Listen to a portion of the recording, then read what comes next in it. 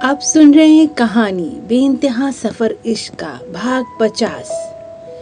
एक रात और जाने कितने जज्बातों का साथ, जहां भूमि के लिए भी ये रात अंगारों पर लौटने जैसी थी।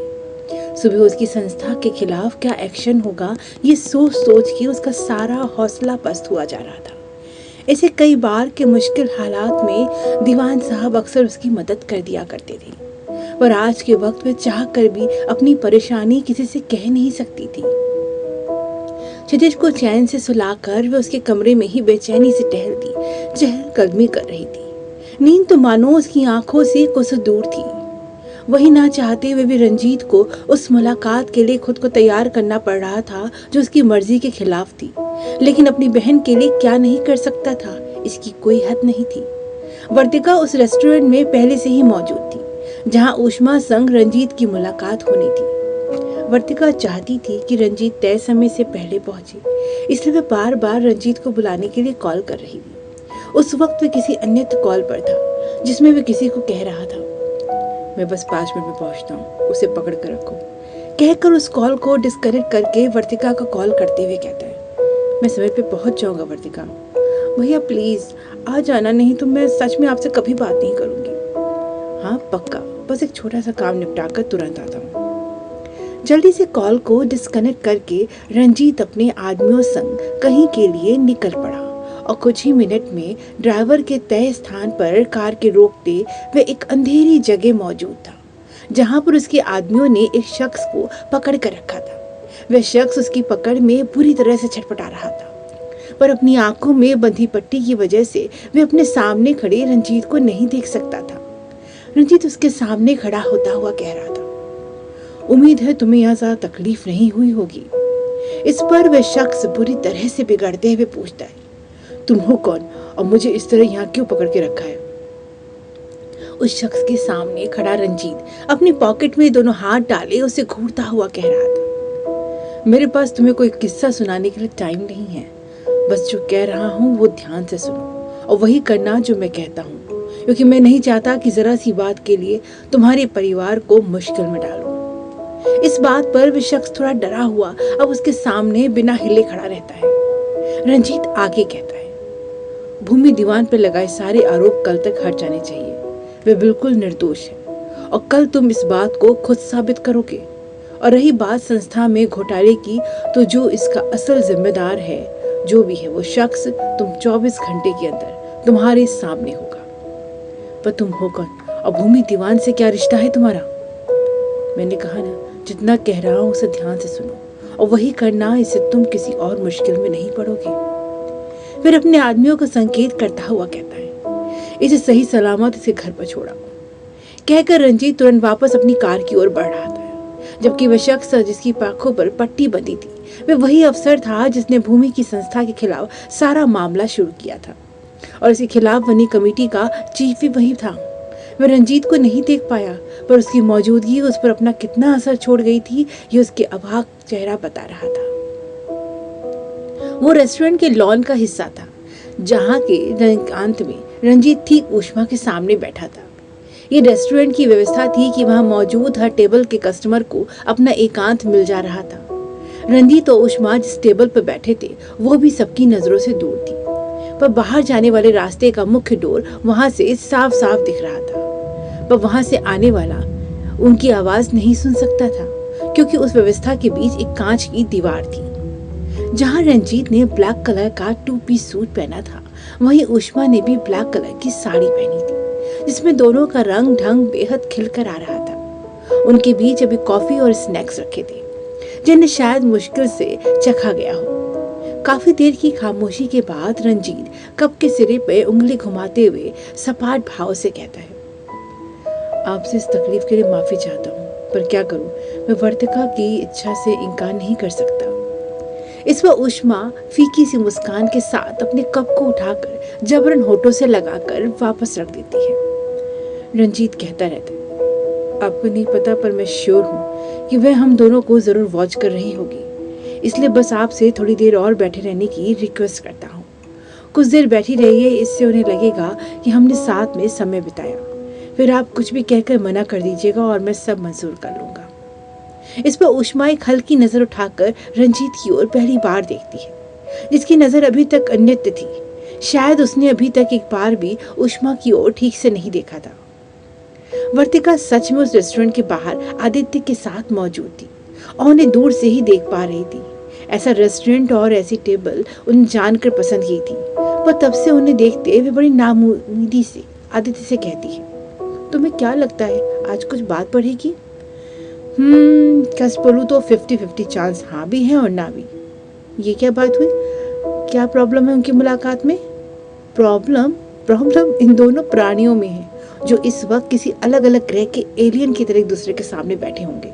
अगर भूल से इन्होंने बात कर ली तो हो सकता है इनके बीच बात चल निकले, और अगर बात नहीं की तो बेचारे कामदेव भी अपने हजारों तीर छोड़कर भी ना इन दोनों का कुछ नहीं कर सकते। ऐसे मत कहो, मुझे तो आज की मुलाकात से बहुत उम्मीदें हैं। तो चलो कहीं बैठकर दुआ करते हैं कि ये कम से कम एक दूसरे का नाम तो पूछ ही लें आज। कहता हुआ आदित्य पेड़ पकड़ के हंस दिया, जबकि वर्तिका बुरा सा मुंह बनाए उसे घूर रही थी। उसे इस तरह घूरते देख जल्दी से अपनी हंसी को अपने होठों के पीछे ढकेलता हुआ आदित्य कहता है, अब तुम खड़ी खड़ी इस तरह से उन्हें या मुझे घूरती रहोगी, इससे अच्छा है चलो कहीं बैठकर उनके लिए प्रेयर ही करते हैं। कहते हैं ना, प्रार्थना में बहुत शक्ति होती है। तो हे परमात्मा, इतनी शक्ति हमें देना दाता, इनको बात करना हो आता।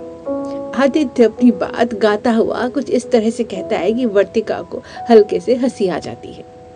अब संकेत में उसे चलने का पूछता हुआ आदित्य वर्तिका के साथ निकल जाता है।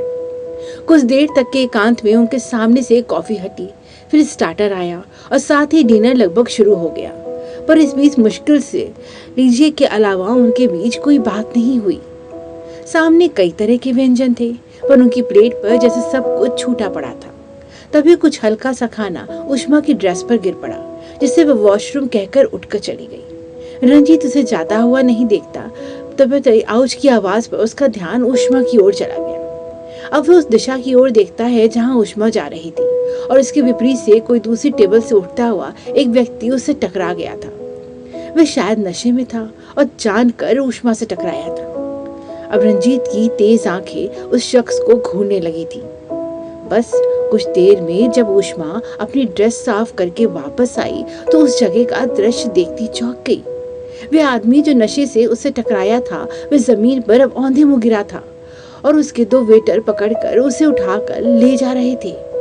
उसे उठाते वक्त उसका चेहरा उष्मा की तरफ हुआ तो वह देखती है कि उस आदमी के चेहरे पे अभी अभी ताजा मार के निशान थे और उसका घायल चेहरा जैसे खून से छलछलाया हुआ लग रहा था।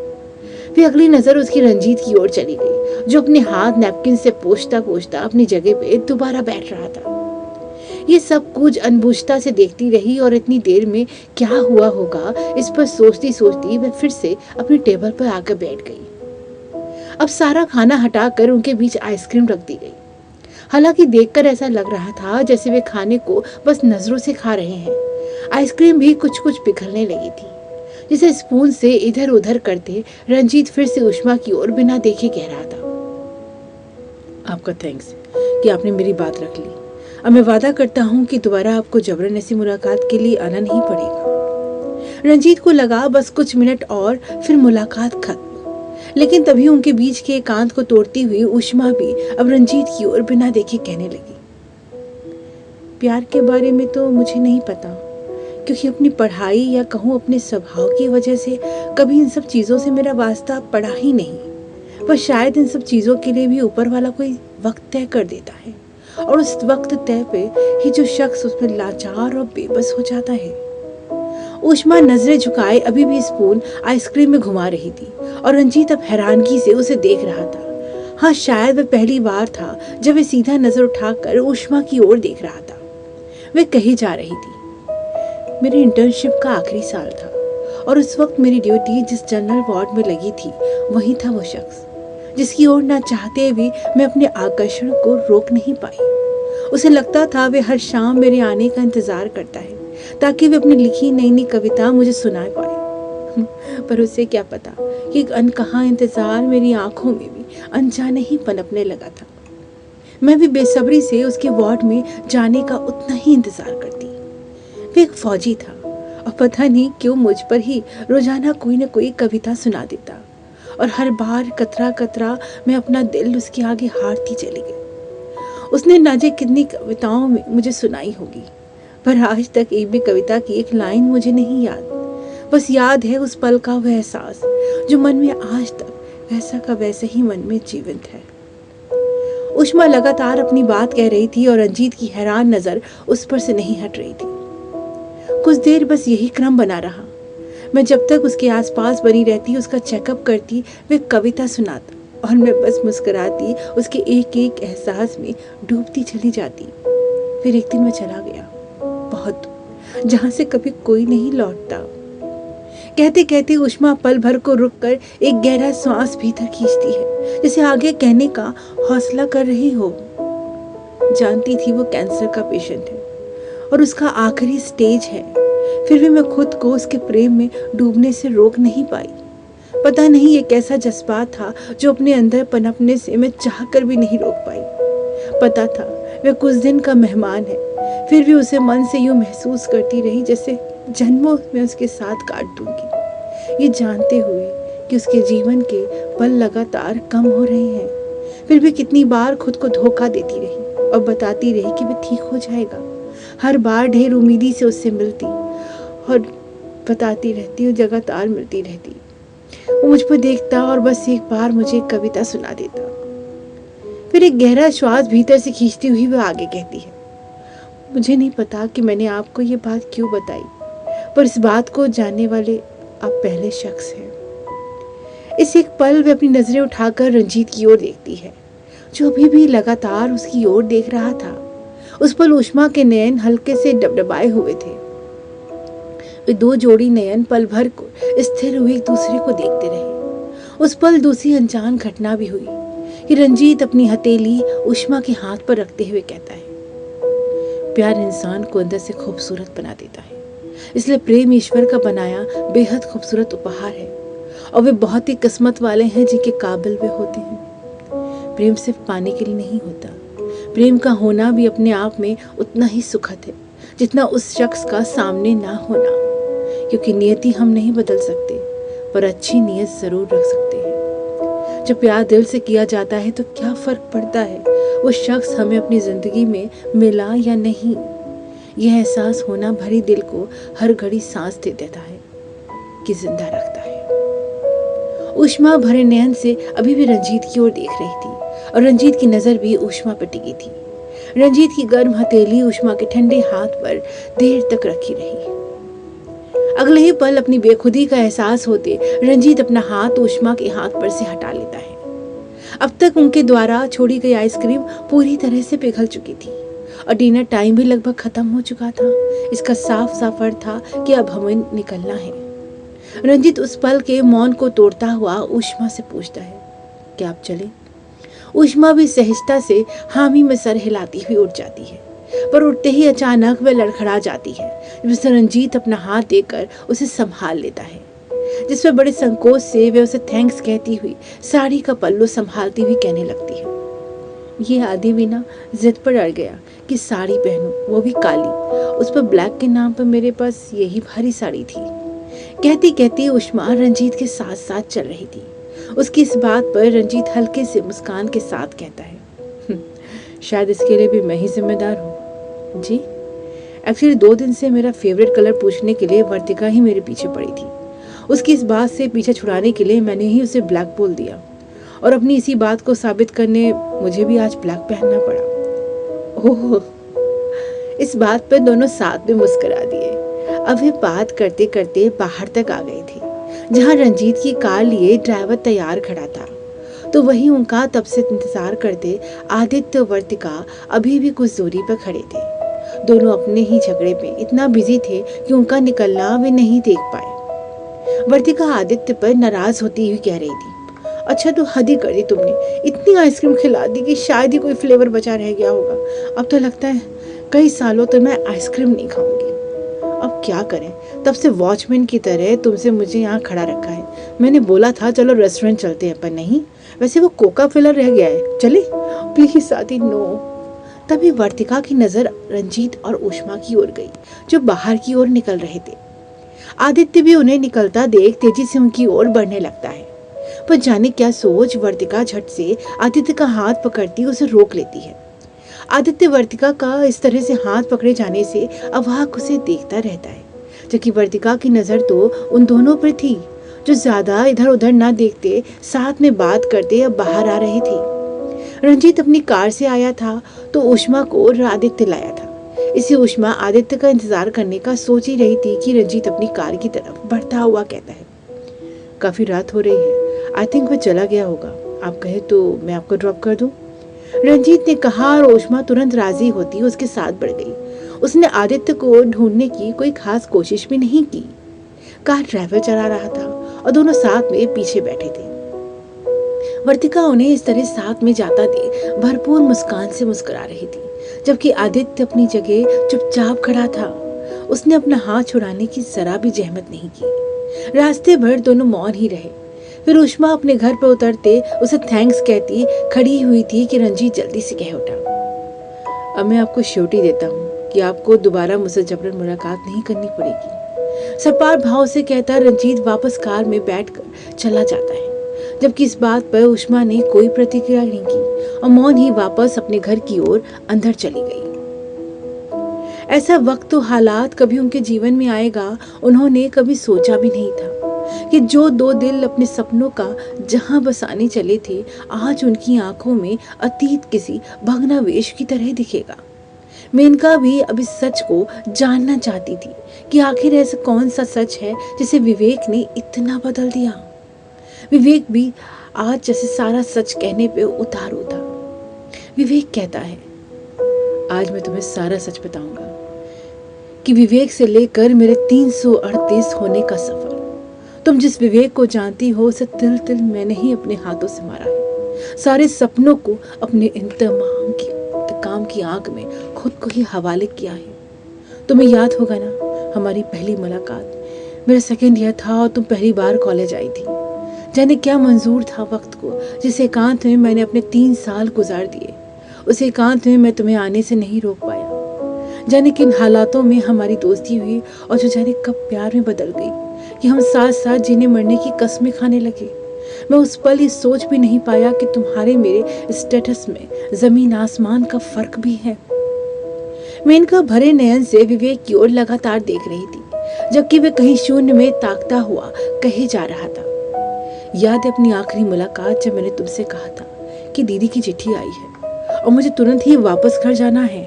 और क्या पता था ये जाना हमेशा के लिए हो जाएगा, अपने लौटने की वादा खिलाफी के साथ। अब हमारी दुनिया इतना खोए रहते थे कि शायद ही कभी हमने अपने अपने घरों के बारे में बात भी की हो एक दूसरे से। इसका शायद ये भी कारण रहा हो कि दीदी ने शुरुआत से मुझे पढ़ने के लिए घर से दूर ही रखा। बस छुट्टियों में ही घर जाता, तब अपने पिता और दीदी से मिलता था। बस यही छोटा सा परिवार था मेरा। और उस दिन भी बस मुझे लगा दीदी ने मुझे मिलने बुलाया है और मिलकर मैं वापस आ जाऊंगा, पर होनी को तो शायद कुछ और ही मंजूर था। कहते कहते विवेक की आंखों में अतीत जैसे किसी चलचित्र की भांति चलने लगा। 3 साल पहले विवेक अपने कंधे पे एक छोटा पिट्ठू बैग लिए तेजी से शांति कुंज के अपने छोटे से घर में प्रवेश करता है। घर का दरवाजा खुला था और हमेशा की तरह उसके स्वागत का कोई उल्लास उसे वहां नजर नहीं आया। इससे उसके कदम धीमे पड़ गए। 2 कमरों के घर में प्रवेश करते उसे अगले कमरे में ही उसके पिता बेड पर लेटे हुए नजर आए। उन्हें इस तरह चुपचाप लेटा देख विवेक उनकी तरफ बढ़ने ही वाला था कि पीछे से आती ही कोई आवाज उसे टोक देती है, विवेक अभी अभी वे सोए हैं, उन्हें अभी मत जगाओ। वे आवाज की दिशा की ओर मुड़ता है और तुरंत ही उसका चेहरा खुशी से खिल उठता है। दरवाजे से आती हुई उसकी बड़ी बहन तारा थी, जिसके दोनों हाथों में पॉली बैग में सामान था, पर उसकी परवाह किए बिना विवेक तुरंत ही उसके गले लग जाता है। तारा वैसे ही खड़ी रहती है। ये विवेक को कुछ अटपटा लगा। वह तुरंत ही उससे अलग होता, उसके हाथों से सामान लेता हुआ पूछता है, क्या हुआ दी, पिताजी ठीक तो है ना? विवेक की बात पर तारा सपाट भाव में कहती है, वे दवाई खाकर अभी सोए हैं, चलो मुझे तुमसे कुछ बात करनी है, मेरे साथ चलो अभी। कहते ही वह उसे बगल के कमरे में ले आती है। दूसरे कमरे में पहुंचते तारा उस कमरे का दरवाजा बंद करती हुई विवेक के हाथ सामान लेकर उसे मेज पर रखती हुई बैठ जाती है। ये सब कुछ विवेक को कुछ अलग सा महसूस करा रहे थे, जिसे वे तारा का हाथ पकड़ते उसके पैरों के पास बैठता हुआ कहता है, क्या बात है दी, आज आप इतना अजीब सा व्यवहार क्यों कर रही हो? तारा उसे उठाकर अपने सामने की कुर्सी पे बैठने का संकेत करती हुई कहने लगी, बहुत थक गई हूँ अपनी जिंदगी से, बस वही थकान आज मेरे चेहरे पे दिखाई पड़ रही है। सही कहती हो दी, आपने आज तक घर के लिए मेरे लिए बहुत किया, अब मैं खुद चाहता हूँ कि आप आराम करें और मैं काम करूँ। नहीं रे, तू समझ नहीं रहा। तारा कुछ उलझी सी हो जाती है, जैसे जो कहना चाह रही हो उसे कहने के लिए सही सही शब्द न मिल पा रहे हो उसे। विवेक उसका हाथ पकड़े हुए कहने लगा, दी आपने तो मेरे लिए माता पिता दोनों से बढ़कर फर्ज अदा किया। अपनी पढ़ाई करते आपने नौकरी की, पिताजी का इलाज कराती रही, मुझे हमेशा अच्छे से अच्छे स्कूल कॉलेज में पढ़ाया, कितना कुछ किया आपने। अब सच में मेरी बारी है, मैं तो अब अपनी दी की शादी होते देखना चाहता हूँ, फिर आप बस घर पर आराम करना और यहाँ घर की सारी जिम्मेदारी मैं उठाऊंगा। विवेक, तू जानता ही नहीं कि अब ऐसा कुछ नहीं होगा, मैं अब बुरी तरह से बर्बाद हो चुकी हूँ, ये सारी बातें अब मेरे लिए किसी सपने की तरह है। कहती कहती तारा फफक कर रो पड़ती है। ये देख विवेक सन्न रह जाता है। वह इतना हैरान था कि बढ़कर अपनी बहन के आंसू भी नहीं पोंछ सका। सुबकती हुई तारा फिर से कहने लगती है, इसी कारण मैं चाहती हूँ कि आज वो सब कुछ मैं तुम्हें बताऊं जो मुझे अंदर ही अंदर खाए जा रहा है। विवेक, हो सकता है इसके बाद तेरा अपनी बहन के प्रति नजरिया ही बदल जाए, पर मेरे भाई आज मुझे बस कह लेने दे। विवेक भी मौन हो जाता है, जैसे सच में वह अब कुछ सुनना ही चाहता था। तारा कहने लगती है, ये तो तू जानता ही है कि होटल मैनेजमेंट की पढ़ाई खत्म करते मुझे एक बहुत बड़े होटल में सुपरवाइजर की नौकरी मिल गई थी। नौकरी बहुत अच्छी थी और मेरा काम भी पसंद किया जाने लगा। जल्दी ही मुझे वहाँ प्रमोशन मिलता गया और मैं पूरा मैनेजमेंट संभालने लगी। फिर बढ़ते काम की वजह से मुझे वहीं होटल में रहना पड़ा। फिर मेरे जीवन में आया आकाश दीवान, उस होटल का मालिक। कहती कहती तारा अब शर्मिंदगी से नजरें झुकाई हुई अपनी बात कहने लगी। हम एक दूसरे को इतना पसंद करते थे कि शादी का सोचने लगे, पर एक दिन, कहती कहती तारा उस वक्त में चली गई जब उस रूम में आकाश और तारा थे। आकाश और तारा एक ही चादर में एक दूसरे से लिपटे लेटे थे। तभी उनका मोबाइल अचानक से बज उठा, जबकि उसे इस तरह उस वक्त उसके पिता को फोन आने का बिल्कुल उम्मीद नहीं थी। आकाश हड़बड़ाते हुए फोन स्पीकर पर उठा लेता है। कहिए डैड, तुरंत वापस आओ, तुम्हारी शादी कर रहा हूँ, ये हमारे बिजनेस के लिए जरूरी है। Okay dad. उसके इतना कहते फोन डिस्कनेक्ट हो जाता है और आकाश फोन रखता हुआ एक गहरा श्वास छोड़ता हुआ अपने बगल में लेटी तारा की ओर देखता है, जो परेशान भाव से उसकी ओर देखती हुई कह रही थी, तुम्हारी शादी? आकाश, तुमने तो मुझसे शादी का वादा किया था। ओह बेब्स, वादा किया था, एग्रीमेंट साइन तो नहीं किया। फिर उन्माद में जाने क्या क्या कह बैठता हूँ, मुझे खुद भी याद नहीं रहता। बेफिक्री से कहते हुए आकाश अब उठकर कपड़े पहनने लगता है, जबकि वह रुआसी सी उसकी ओर ही देख रही थी। उस समय दीवान परिवार का वो परचम था कि अगर उस परिवार से किसी को छींक भी आती तो वह भी मीडिया के लिए हेडलाइन बन जाती। इस कारण भूमि से एंगेजमेंट होते ये खबर हर जगह हवा की तरह फैल गई, लेकिन किसी के लिए तो ये दम घोटू धुआं साबित हो रही थी। वो समय था जब आकाश में सूरत शहर में अपने होटल की 2 बड़ी बड़ी ब्रांच खोली थी और इसकी चेन दूसरे शहरों में आगे बढ़ाने के लिए वे भरपूर मेहनत कर रहा था, जिसके कारण उसका ज्यादातर समय मेंशन से बाहर ही बीतता था। सूरत शहर में एक साथ 2 बड़े बड़े होटल के मैनेजमेंट को संभालना उसके लिए मुश्किल था। ऊपर से और भी शहरों में वे उन होटल की चेन खोलने के लिए प्रयासरत था। इसे सूरत के दोनों होटलों का मैनेजमेंट तारा ही संभालती थी, पर कुछ दिन से बार बार मैनेजर के कॉल आने से आकाश उस पर बिगड़ रहा था। तुम्हें पता है ना, ये सब तारा संभालती है, तो बार बार मुझे क्यों कॉल कर रहे हो? इस पर वे धीरे से नजर झुकाए हुए कहते, मैम ने रिजाइन कर दिया है सर। व्हाट? कब हुआ ये? और तुमने मुझे पहले क्यों बात नहीं बताई? आज सुबह ही सर, और अभी वे जाने के लिए अपना सामान पैक कर रही हैं। Oh shit. हवा में हाथ झिड़कते हुए आकाश तेजी से गलियारे की ओर बढ़ जाता है और अगले ही पल उस सुनिश्चित रूम के बाहर खड़ा होता है जो तारा का था। वो तेजी से उस रूम का लॉक घुमाकर खोलने की कोशिश करता है, पर रूम शायद अंदर से बंद था। पर तभी उसे याद आता है कि उस रूम की एक चाबी हमेशा उसके पास रहती है, इससे वह झट से पॉकेट से एक चाबी निकालकर उससे रूम का लॉक खोल लेता है। दरवाजा खुलते ही उसकी नजरों के सामने तारा थी, जो एक बैग में अपना सामान रख रही थी। उसके पास आता आकाश तुरंत उसे पीछे से अपनी बाहों में भर लेता है।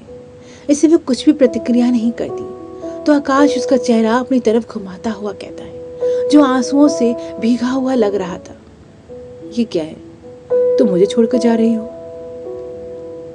अब वह धीरे से खुद को आकाश के बंधन से अलग करती हुई कहती, जी सर, अब मेरी यहाँ कोई जरूरत नहीं है। सर, ये सब क्या नाटक है तारा? तुम नाटक तो पहले हो रहा था, ये तो सच है आज का, वो सच जो आज सारी दुनिया देख रही है। तारा कहती कहती बुरी तरह से सिसक उठी थी। आकाश अब उसका चेहरा अपनी हथेली में भरता हुआ कहता है, ओह, तो तुम इस एंगेजमेंट की बात कर रही हो? इस पर वह खामोश रहती है। डार्लिंग, वो सब तो मेरी मजबूरी है। तुम अच्छे से जानती हो कि मैं तुमसे ही प्यार करता हूँ, पर ये शादी मेरी मजबूरी है। समझो, मेरे डैड को घर को संभालने वाली एक बहू और मेरे छोटे भाई बहन के लिए एक केयर टेकर चाहिए, पर मुझे उस लड़की से कोई मतलब नहीं। मेरे लिए तुम ही सब कुछ हो। तुम मुझसे शादी कर लेते, मैं भी तो वो सब कर सकती हूँ जो उस लड़की से उम्मीद की जा रही है। हाँ, कर सकती हो, पर अब मैं ये बात डैड्स को कैसे समझाऊं? समझो, ये शादी नहीं, बस एक समझौता है जो जल्दी ही टूट जाएगा। फिर मैं डैड के सामने साबित करूंगा कि उनकी पसंद कितनी अनरियलिस्टिक निकली, और फिर मैं तुम्हें उनके सामने लाकर खड़ा कर दूंगा।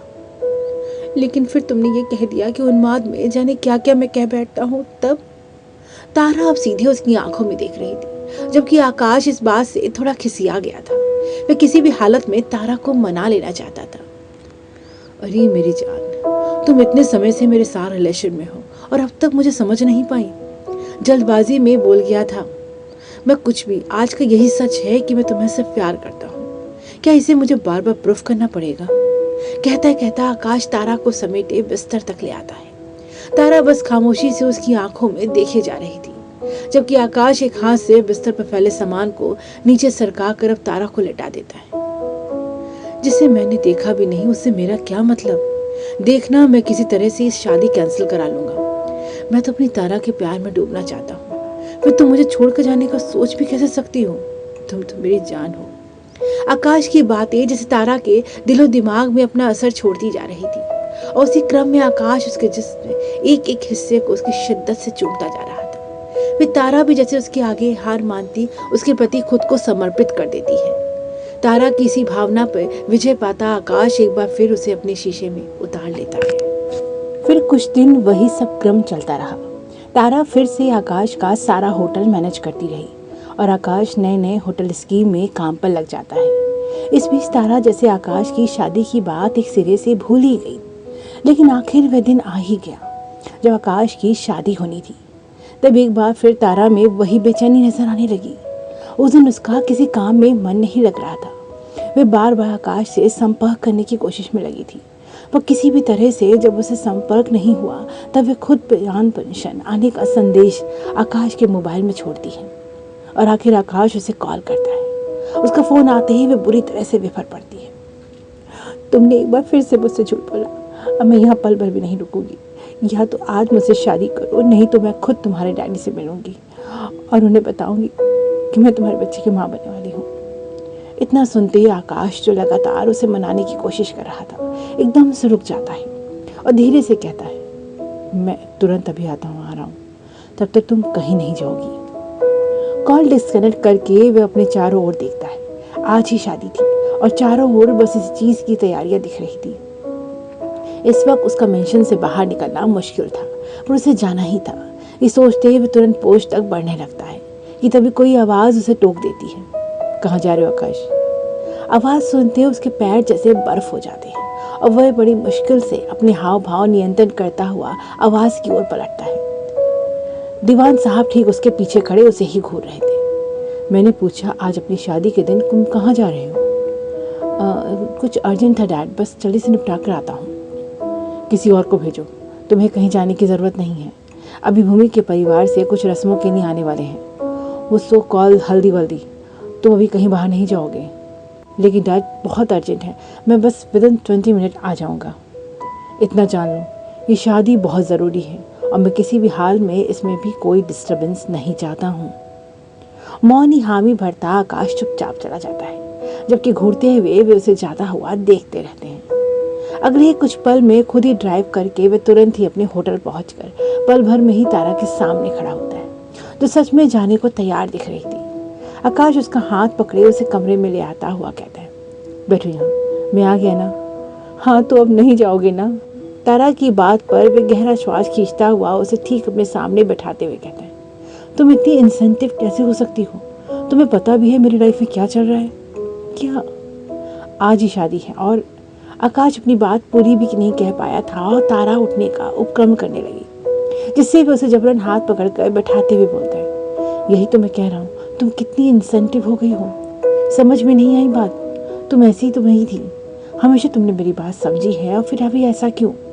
पता है डैड की तबीयत ठीक नहीं है, और ऐसे समय मैं ना शादी के लिए मना कर सकता हूँ, ना उनसे तुम्हारे बारे में बात ही कर सकता हूँ। क्या सच में? और क्या, यही तो मैं तुम्हें समझा रहा हूँ। देखो, अभी ये बात मैंने सिर्फ तुम्हें बताई है, क्योंकि पता है मीडिया तक उनकी तबीयत की अपडेट जैसे ही पहुँचेगी वे सब इसे दूर बना देंगे। बस इसी कारण मैं थोड़ा मजबूर हूँ। फिर मैं कितनी बार तुम्हें यकीन दिलाऊं कि मैं सिर्फ तुम्हें ही प्यार करता हूँ। अब तारा के हाव भाव थोड़े नर्म पड़ने लगे। इसका लाभ उठाते हुए आकाश अपनी जेब से कोई दवाई निकालता हुआ कहता है, देखो तुमने खुद को कितना थका लिया है, आज तुम बस आराम करो और उल्टा पुल्टा मत सोचो, समझी? ये दवाई लो, ये तुम्हें रिलैक्स करेगी। तुम आराम से लेटो और जैसे ही डैड थोड़ा संभलते हैं मैं तुरंत तुम्हारे पास आता हूँ। कहते कहते आकाश तारा को अपने हाथ से दवा खिलाकर सही से लेटाकर वापस चला जाता है। इधर आकाश भूमि के साथ आराम से शादी कर लेता है और किसी को उसके और तारा के रिश्ते की खबर भी नहीं होती। इधर तारा सारी रात पेट दर्द से परेशान होकर हॉस्पिटल भागती है, जहां उसे पता चलता है कि हैवी ब्लीडिंग के कारण उसका मिसकैरेज हो गया है। जिस रात आकाश भूमि संग अपनी जिंदगी की नई शुरुआत कर रहा था, उस सारी रात तारा की हॉस्पिटल में सर्जिकल वार्ड में कटी। उस पल वह तय नहीं कर पाई कि उसकी आंखों से आंसू ज्यादा गिरे या जिस्म से लहू। उसका मन कतरा कतरा होकर बिखर गया।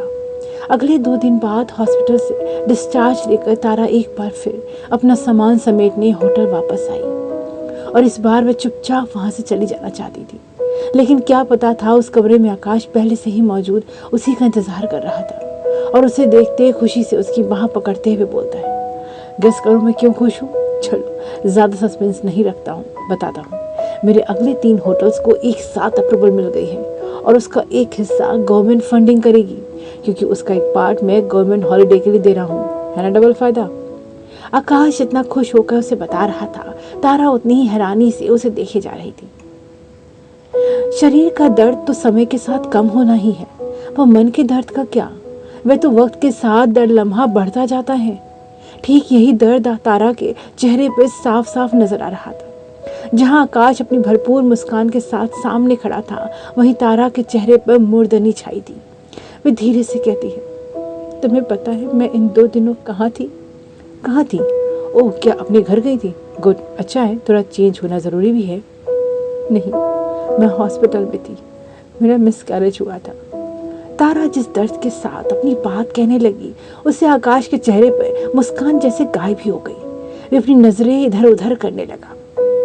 मैं हमारे प्यार का मातम बना रही थी। क्यों आकाश, क्यों हुआ ये मेरे साथ ऐसा? जब तुम अपनी शादीशुदा जिंदगी में डूबे थे तब मेरे संग ये मातम क्यों था? बोलो क्यों हुआ ये? क्या कसूर था मेरा? वे बढ़ती हुई तारा आकाश का गिरबान पकड़कर बिलख उठी थी। तब आकाश उसे पकड़ते हुए कहता है, जो हुआ भूल जाओ सितारा। अब मैं ध्यान रखूंगा कि तुम दोबारा ऐसी मुश्किल में ना पड़ो। क्या इस पर तुम बस यही कहना चाहते हो? इस पर तारा नजरें उठाकर उसका चेहरा देखने लगती है। आकाश के कंधे थामते हुए कहने लगा, अब ये बताओ, क्या तुम्हें मुझ पर विश्वास नहीं है? मैं पहले ही बता चुका हूँ कि उस शादी से मेरा कोई संबंध नहीं। यकीन करो मेरा। चलो अब बैठो यहाँ। आकाश उसे बैठाते ठीक उसके सामने बैठते हुए कहने लगा, मुझसे प्यार करती हो ना, तो बस मेरी ओर देखो और सब कुछ भूल जाओ। मैं हूं ना तुम्हारे पास, और जो बीत गया सो बीत गया। अब से तुम जब तक खुद को हेल्दी फील नहीं करती तब तक इस रूम से बाहर भी नहीं निकलोगी। तुम्हारी हर जरूरत की चीज तुम्हारे एक इशारे पर यहीं पे तुम्हें मिलेगी, ओके?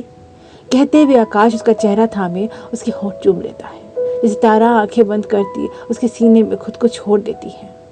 आकाश उसके बदन को सहलाते सहलाते कहने लगता है, हाँ, अगर तुम्हें थोड़ा ठीक लगे तो यहीं से तुम ऑफिस संभाल लेना, पर तुम उठोगी कहीं नहीं। अभी तुम्हारी हेल्दी होना सुबह सबसे ज़रूरी है। आकाश उसे प्यार से सहलाता रहा और तारा भी सच में जैसे सब कुछ भूलती उसकी बातों में डूबती चली गई। आकाश उसे छोड़कर चला गया और वह उसकी नामौजूदगी में, उसकी अनुभूति में लिपटी बस उसका इंतजार करने लगी। तारा को पता भी नहीं चला कि कब वह हर तरह से आकाश पर निर्भर होती चली गई। उसने जैसे अपना सारा वजूद ही आकाश के हवाले कर दिया। वह जो कहता वह वही सोचती, वह जो करता वह वही करती। उसकी अपनी सोच, उसकी अपनी समझ जैसे आकाश नाम के आते सारी सिमट के रह गई। कुछ दिन सच में वो उस कमरे से बाहर नहीं निकली और उसकी हर ज़रूरत की चीज़ उसे अपने पास मिलने लगी। उसके कुछ समय बाद ही उसने वही पुराने रिश्ते फिर से शुरू हो गए। आकाश जब चाहता तब आता और उसके साथ जिस्मानी ताल्लुकात बनाकर चला जाता और तारा को इसमें कभी कोई शिकायत भी नहीं रहती। उसे पता भी नहीं चला कि कब वह उसके हाथों की कठपुतली बनती चली गई। कई बार वे कई दिनों तक होटल में वापस भी नहीं आता। तब वे वहाँ का सारा काम खुद संभालती और उसे एक भी शिकायत का मौका नहीं देती। दिन महीने ऐसे ही बीतने लगे। इस बीच तारा एक बार भी अपने पिता के पास वापस घर नहीं गई। वे जब भी उसे अपने पास बुलाते तारा कुछ न कुछ बहाना बना देती। बस एक पैसों का लिफाफा ज़रूर समय से वे अपने पिता तक भिजवा देती। लेकिन वे पिता थे और अपनी बेटी से इतने दिन बिना मिले कैसे रहते। ऐसे ही किसी दिन वे खुद उस होटल तक आ पहुँचे और जैसे ही ये खबर आकाश तक पहुँची वे तारा के पास पहुँच गया। तारा झटपट होटल स्टाफ की ड्रेस चेंज करके कुर्ता पहनकर जाने को तैयार खड़ी थी।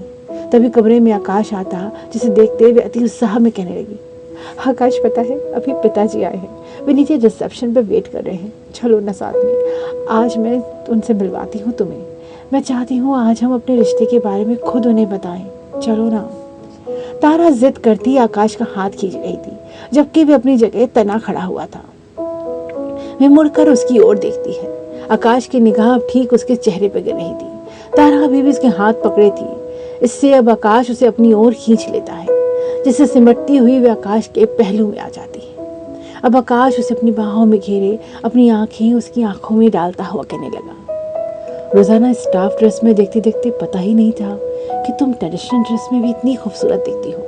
कहते कहते वे अपने उसके होठों की ओर बढ़ा देता है और तारा बुत बनी खड़ी रह जाती है। वे धीरे धीरे उसके चेहरे को चूमता हुआ अपना एहसास उसकी गर्दन से नीचे करता जाता है और उसी क्रम में तारा अपनी आंखें बंद किए उसकी बाहों में खुद को ढीला छोड़ती जाती है।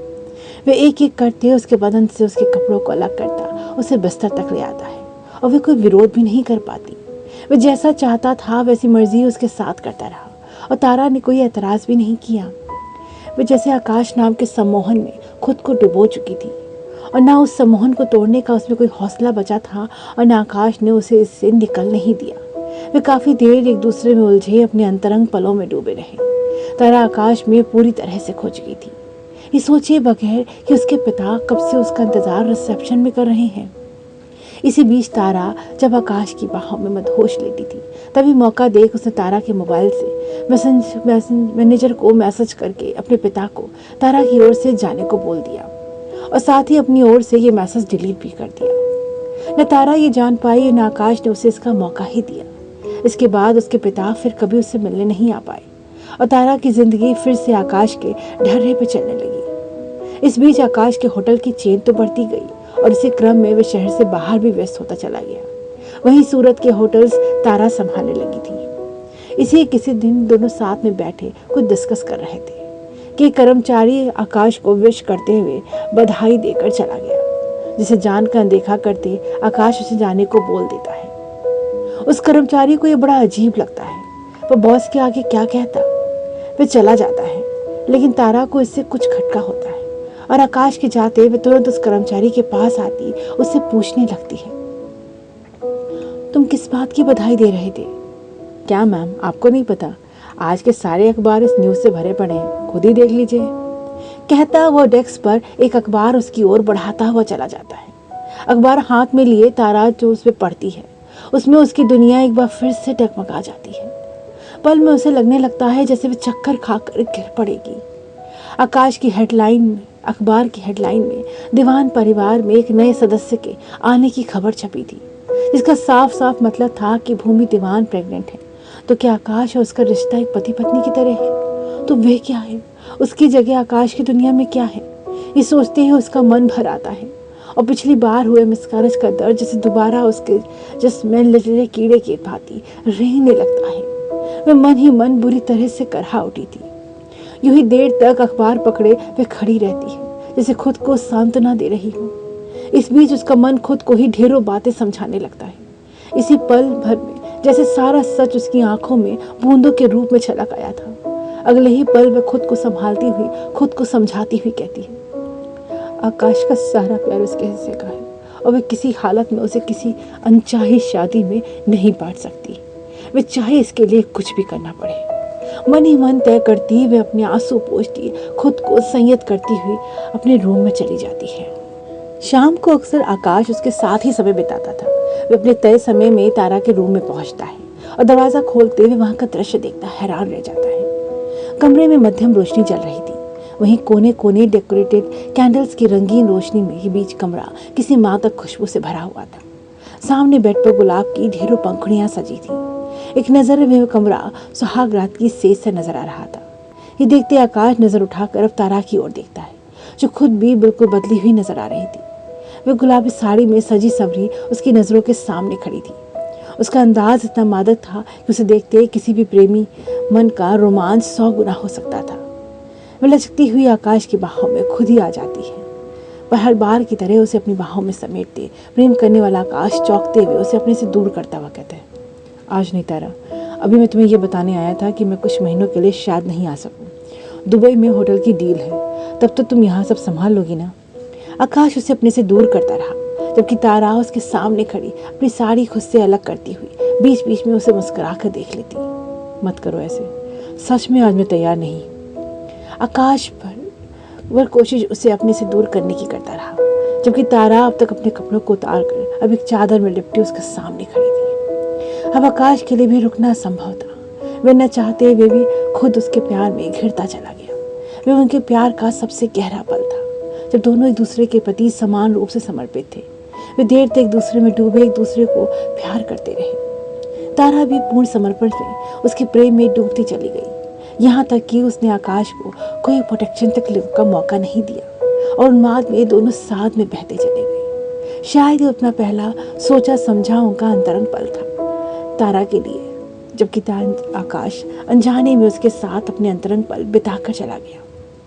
कुछ महीनों बाद जब आकाश वापस अपने होटल आता है, तब पाता है कि वाकई तारा ने सब कुछ अच्छे से हैंडल किया हुआ था। वह तारा के पास आकर उसे अपना प्यार जताना चाहता था, पर वह कोई ना कोई बहाना करके उससे दूर हो जाती। आकाश उसके बदले हुए हाव भाव और रंग देखता वह कुछ समझ नहीं पा रहा था। वह स्टाफ ड्रेस में नहीं थी, वह फिट स्कर्ट और टॉप में थी। तारा ढीले से कपड़ों में उसके सामने बनी हुई थी। वह समझ नहीं पा रहा था कि आखिर उसमें बदल क्या गया, पर वह श्योर नहीं था, पर बदला जरूर कुछ है। आखिर उस आधी रात वह उसके कमरे में सोच कर पहुंच जाए, जब शायद आकाश उसका इंतजार करने वापस चला गया होगा। तब आकाश उसके कमरे में मौजूद था और बेहद गुस्से में उसे बुरी तरह से घूर रहा था। तारा अपने रूम में आते ही आकाश को सामने देख अपने स्थान पर ही ठिठक जाती है। आकाश बुरी तरह से उसे घूरता हुआ कहता है, अब तुम खुद बोलोगी या मुझसे ही सच सुनोगी। आकाश के टेबल पर भी अनजान बनी खड़ी रही। इस पर आकाश अपने पीछे से एक फाइल निकालकर उसकी नजरों के सामने जमीन में फेंकता हुआ चीख उठा, तुम्हारा प्लान क्या है? अब ये भी बता दो, क्या है सबका मतलब? अब तारा अच्छे से समझ चुकी थी कि आकाश क्या जानना चाह रहा है। वह हॉस्पिटल की फाइल थी जिसमें तारा की प्रेगनेंसी के चेकअप के कागज अब जमीन पर इधर उधर बिखरे पड़े थे। ये देखते तारा अपना पेट पकड़े झुकती हुई उन कागजों को सहूलियत से उठाने लगती है। तारा को इस तरह खामोश देख आकाश का गुस्सा चरम पर पहुंच जाता है और अब वह उसके सामने खड़ा होता अपने जूते के नीचे उन पेपरों को दबाता हुआ बोलता है, इन सब से तुम साबित क्या करना चाहती हो? फाइल के साथ उसके जूतों के नीचे दबे पेपरों को खींचकर समेटती हुई वापस से खड़ी होती हुई तारा कहती है, अब कम से कम मुझे ये तो साबित करने को नहीं बोल रहे हो ना कि ये बच्चा तुम्हारा नहीं है। यू मैड, मैं इस प्रेगनेंसी की बात कर रहा हूँ। हाँ, 5वां महीना है और हमारा बच्चा पूरी तरह से हेल्दी है। तुम खुश नहीं हुए जानकर? तारा जिस बात को इतने सहज भाव से कह रही थी उस पर आकाश का चेहरा गुस्से में बुरी तरह से तमतमाया हुआ हो रहा था। ये किस तरह का पागलपन है? हमारे बीच ये बच्चा कैसे आ गया? क्यों? जब दो लोगों में जिस्मानी संबंध होते हैं तो बच्चा आना लाजमी है, जैसे भूमि का है। क्या वो तुम्हारा नहीं है? ये सुनते गुस्से में आकाश तारा के गाल में थप्पड़ जड़ देता है, जिस पर तारा किसी तरह से खुद को गिरने से मुश्किल से बचा पाती है। अब आकाश उसके कंधे पकड़े उसे बुरी तरह से झंझोड़ता हुआ चीख रहा था, ये बोलने की तुम्हारी हिम्मत भी कैसे हुई? और ठीक यही बात किसी ने मेरे बारे में कही होती, क्या तभी तुम्हारे लिए यही तेवर होते? बोलो। उसकी हाथ अपने कंधे से झिड़कती हुई बोली, वो पत्नी है मेरी और तुम हो क्या? बस यही तो मैं भी जानना चाहती हूँ कि एक पत्नी की तरह मैं तुम्हारे साथ रहती हूँ, तुम्हारे एब्सेंस में तुम्हारा बिजनेस संभालती हूँ, मतलब हर तरह से तुम्हारे कंधे से कंधा मिलाकर चल रही हूँ। फिर मुझे वो हक क्यों नहीं मिला जो भूमि का है? क्योंकि आक्रोश में कहते कहते आकाश एकदम से रुककर उसे बुरी तरह से नजरों से घूरने लगा। मैं बताती हूँ, क्योंकि मैं तुम्हारी मिस्ट्रेस हूँ। मैं वो पंचिंग बैग हूँ तुम्हारी, जिसमें तुम अपना स्ट्रेस निकालने आते हो। बस यही है ना मेरी औकात। कहते कहते उसका स्वर रुआसा हो उठा था। बंद करो अपनी बकवास और ये तमाशा खत्म करा कराओ। ये तमाशा कैसे हो गया? ये तो हमारा प्यार है। अपने प्यार की निशानी को तुम यू स्टूपिड गर्ल, तुम समझ क्यों नहीं रही? आकाश बुरी तरह से झुंझला उठता है। तो समझाओ ना मुझे कि मेरी क्या जगह है तुम्हारी इस दुनिया में। तुम पहले इसे अबॉर्ट कराओ, फिर बात करते। नहीं, अभी समझाओ कि हमारे बीच बच्चा प्रॉब्लम क्यों लगता है तुम्हें। क्योंकि मेरा तुमसे कोई लीगल संबंध नहीं है। अब समझी तुम? तो बनाओ ना लीगल संबंध। आखिर कब से तुम मुझे यही कहते आ रहे हो कि तुम मुझसे शादी करोगे, तो क्यों नहीं करते तुम मुझसे शादी? तारा बुरी तरह से चीखती हुई पूछती है। ओह, शादी करनी है मुझसे? तुम जैसी लड़की जो शादी से पहले ही अपना सब कुछ समर्पित कर देती है, वो शादी टाइप आइटम नहीं होती। अब समझी तुम कि क्यों नहीं करनी मुझे तुमसे शादी? ये सुनते तारा जैसे अवाक आकाश को देखती अपनी जगह डगमगा जाती है। आकाश अभी भी उसे अपनी तीखी आंखों से देखता हुआ कह रहा था, और हाँ, तुम ये बात भी अपने दिमाग से अच्छे से डाल लो, ये संबंध कोई मैंने तुमसे जबरदस्ती नहीं बनाई, कोई रेप नहीं हुआ तुम्हारा। जितना इसे मैंने एंजॉय किया उतना तुमने भी किया, हिसाब बराबर। फिर ये बच्चे बच्चे का नाटक बंद करो, समझी? तुम कहना क्या चाहते हो? तुम मुझे एक बाजारू लड़की की जगह खड़ा कर रहे हो? मेरे प्रेम और समर्पण को तुम लेन देन का रिश्ता बता रहे हो? बिल्कुल यही। तुम अपनी मर्जी से मेरे सारे रिलेशन में थी और अपनी मर्जी से मेरे साथ रहने आई। मैंने कहीं तुमको फोर्स नहीं किया। बस यही शुरुआत और यही अंत है इस रिश्ते का। इसलिए अब ये नाटक खत्म करो और जैसा चल रहा है वैसा चलने दो। मैं डॉक्टर को बात कर लेता हूँ। बस चुटकियों में समस्या खत्म हो जाएगी। फिर कुछ दिन रेस्ट के बाद हम फिर से पहले की तरह साथ में रह सकते हैं। आकाश लगातार अपनी बात कहता जा रहा था और तारा अपने स्थान पर खड़ी अवाक सुनती जा रही थी। उस पल उसकी हालत ऐसी थी जैसे उसकी सारी चेतना ही गुम हो जाएगी। उसका समस्त अस्तित्व चेतन शून्य हो गया था। अब उसके पास कहने के सारे शब्द जैसे चुप हो रहे थे। वे मौन ही आकाश का चेहरा देखती रही, जिसे अब तक अपने जीवन का सबसे प्यारा चेहरा वो समझती थी, जिसके लिए उसने अपना घर परिवार तक छोड़ दिया और उसी ने आज उसे पल में दूध में पड़ी मक्खी की तरह निकाल फेंका। शायद वो सही है, जो अपने जन्म देने वाले माता पिता की नहीं हुई तो उस पर कौन सा रिश्ता विश्वास रखे। शायद जो उसके साथ हो रहा है वो सही ही है। वो शादी के लिए बनी ही नहीं, बल्कि उसकी हालत तो वेश्या से भी कहीं ज्यादा गिरी हुई है। कम से कम वह अपना पेशा खुलकर तो जाहिर करती है, जबकि आज उसकी हालत तो उस कुत्ते की तरह हो गई थी जो न घर का रहा न घाट का। उसके सपाट चेहरे के आंसुओं की धार बह निकली थी। ये देखते आकाश उसके पास आता, उसे बेड पर बैठाते हुए कहते, तुम अभी आराम करो, मैं कल के लिए सारा इंतजाम करा दूंगा। कुछ दिन के लिए बोल देना कि तुम लीव पर हो और फिर उसके बाद सब सामान्य हो जाएगा। आकाश उसे कमरे में छोड़कर चला जाता है। तारा वैसे ही बैठी शून्य में देखती रह जाती है। अब आकाश की रातें स्टाला के संग बीतने लगी थी। इसी अंतरंग पल में आकाश शराब चुसकते हुए सिगरेट के गहरे गहरे कश लगा रहा था कि मोबाइल की स्क्रीन चमकती है। डिस्प्ले पर नंबर देखते हुए उस कॉल को रिसीव करता हुआ सुनता है।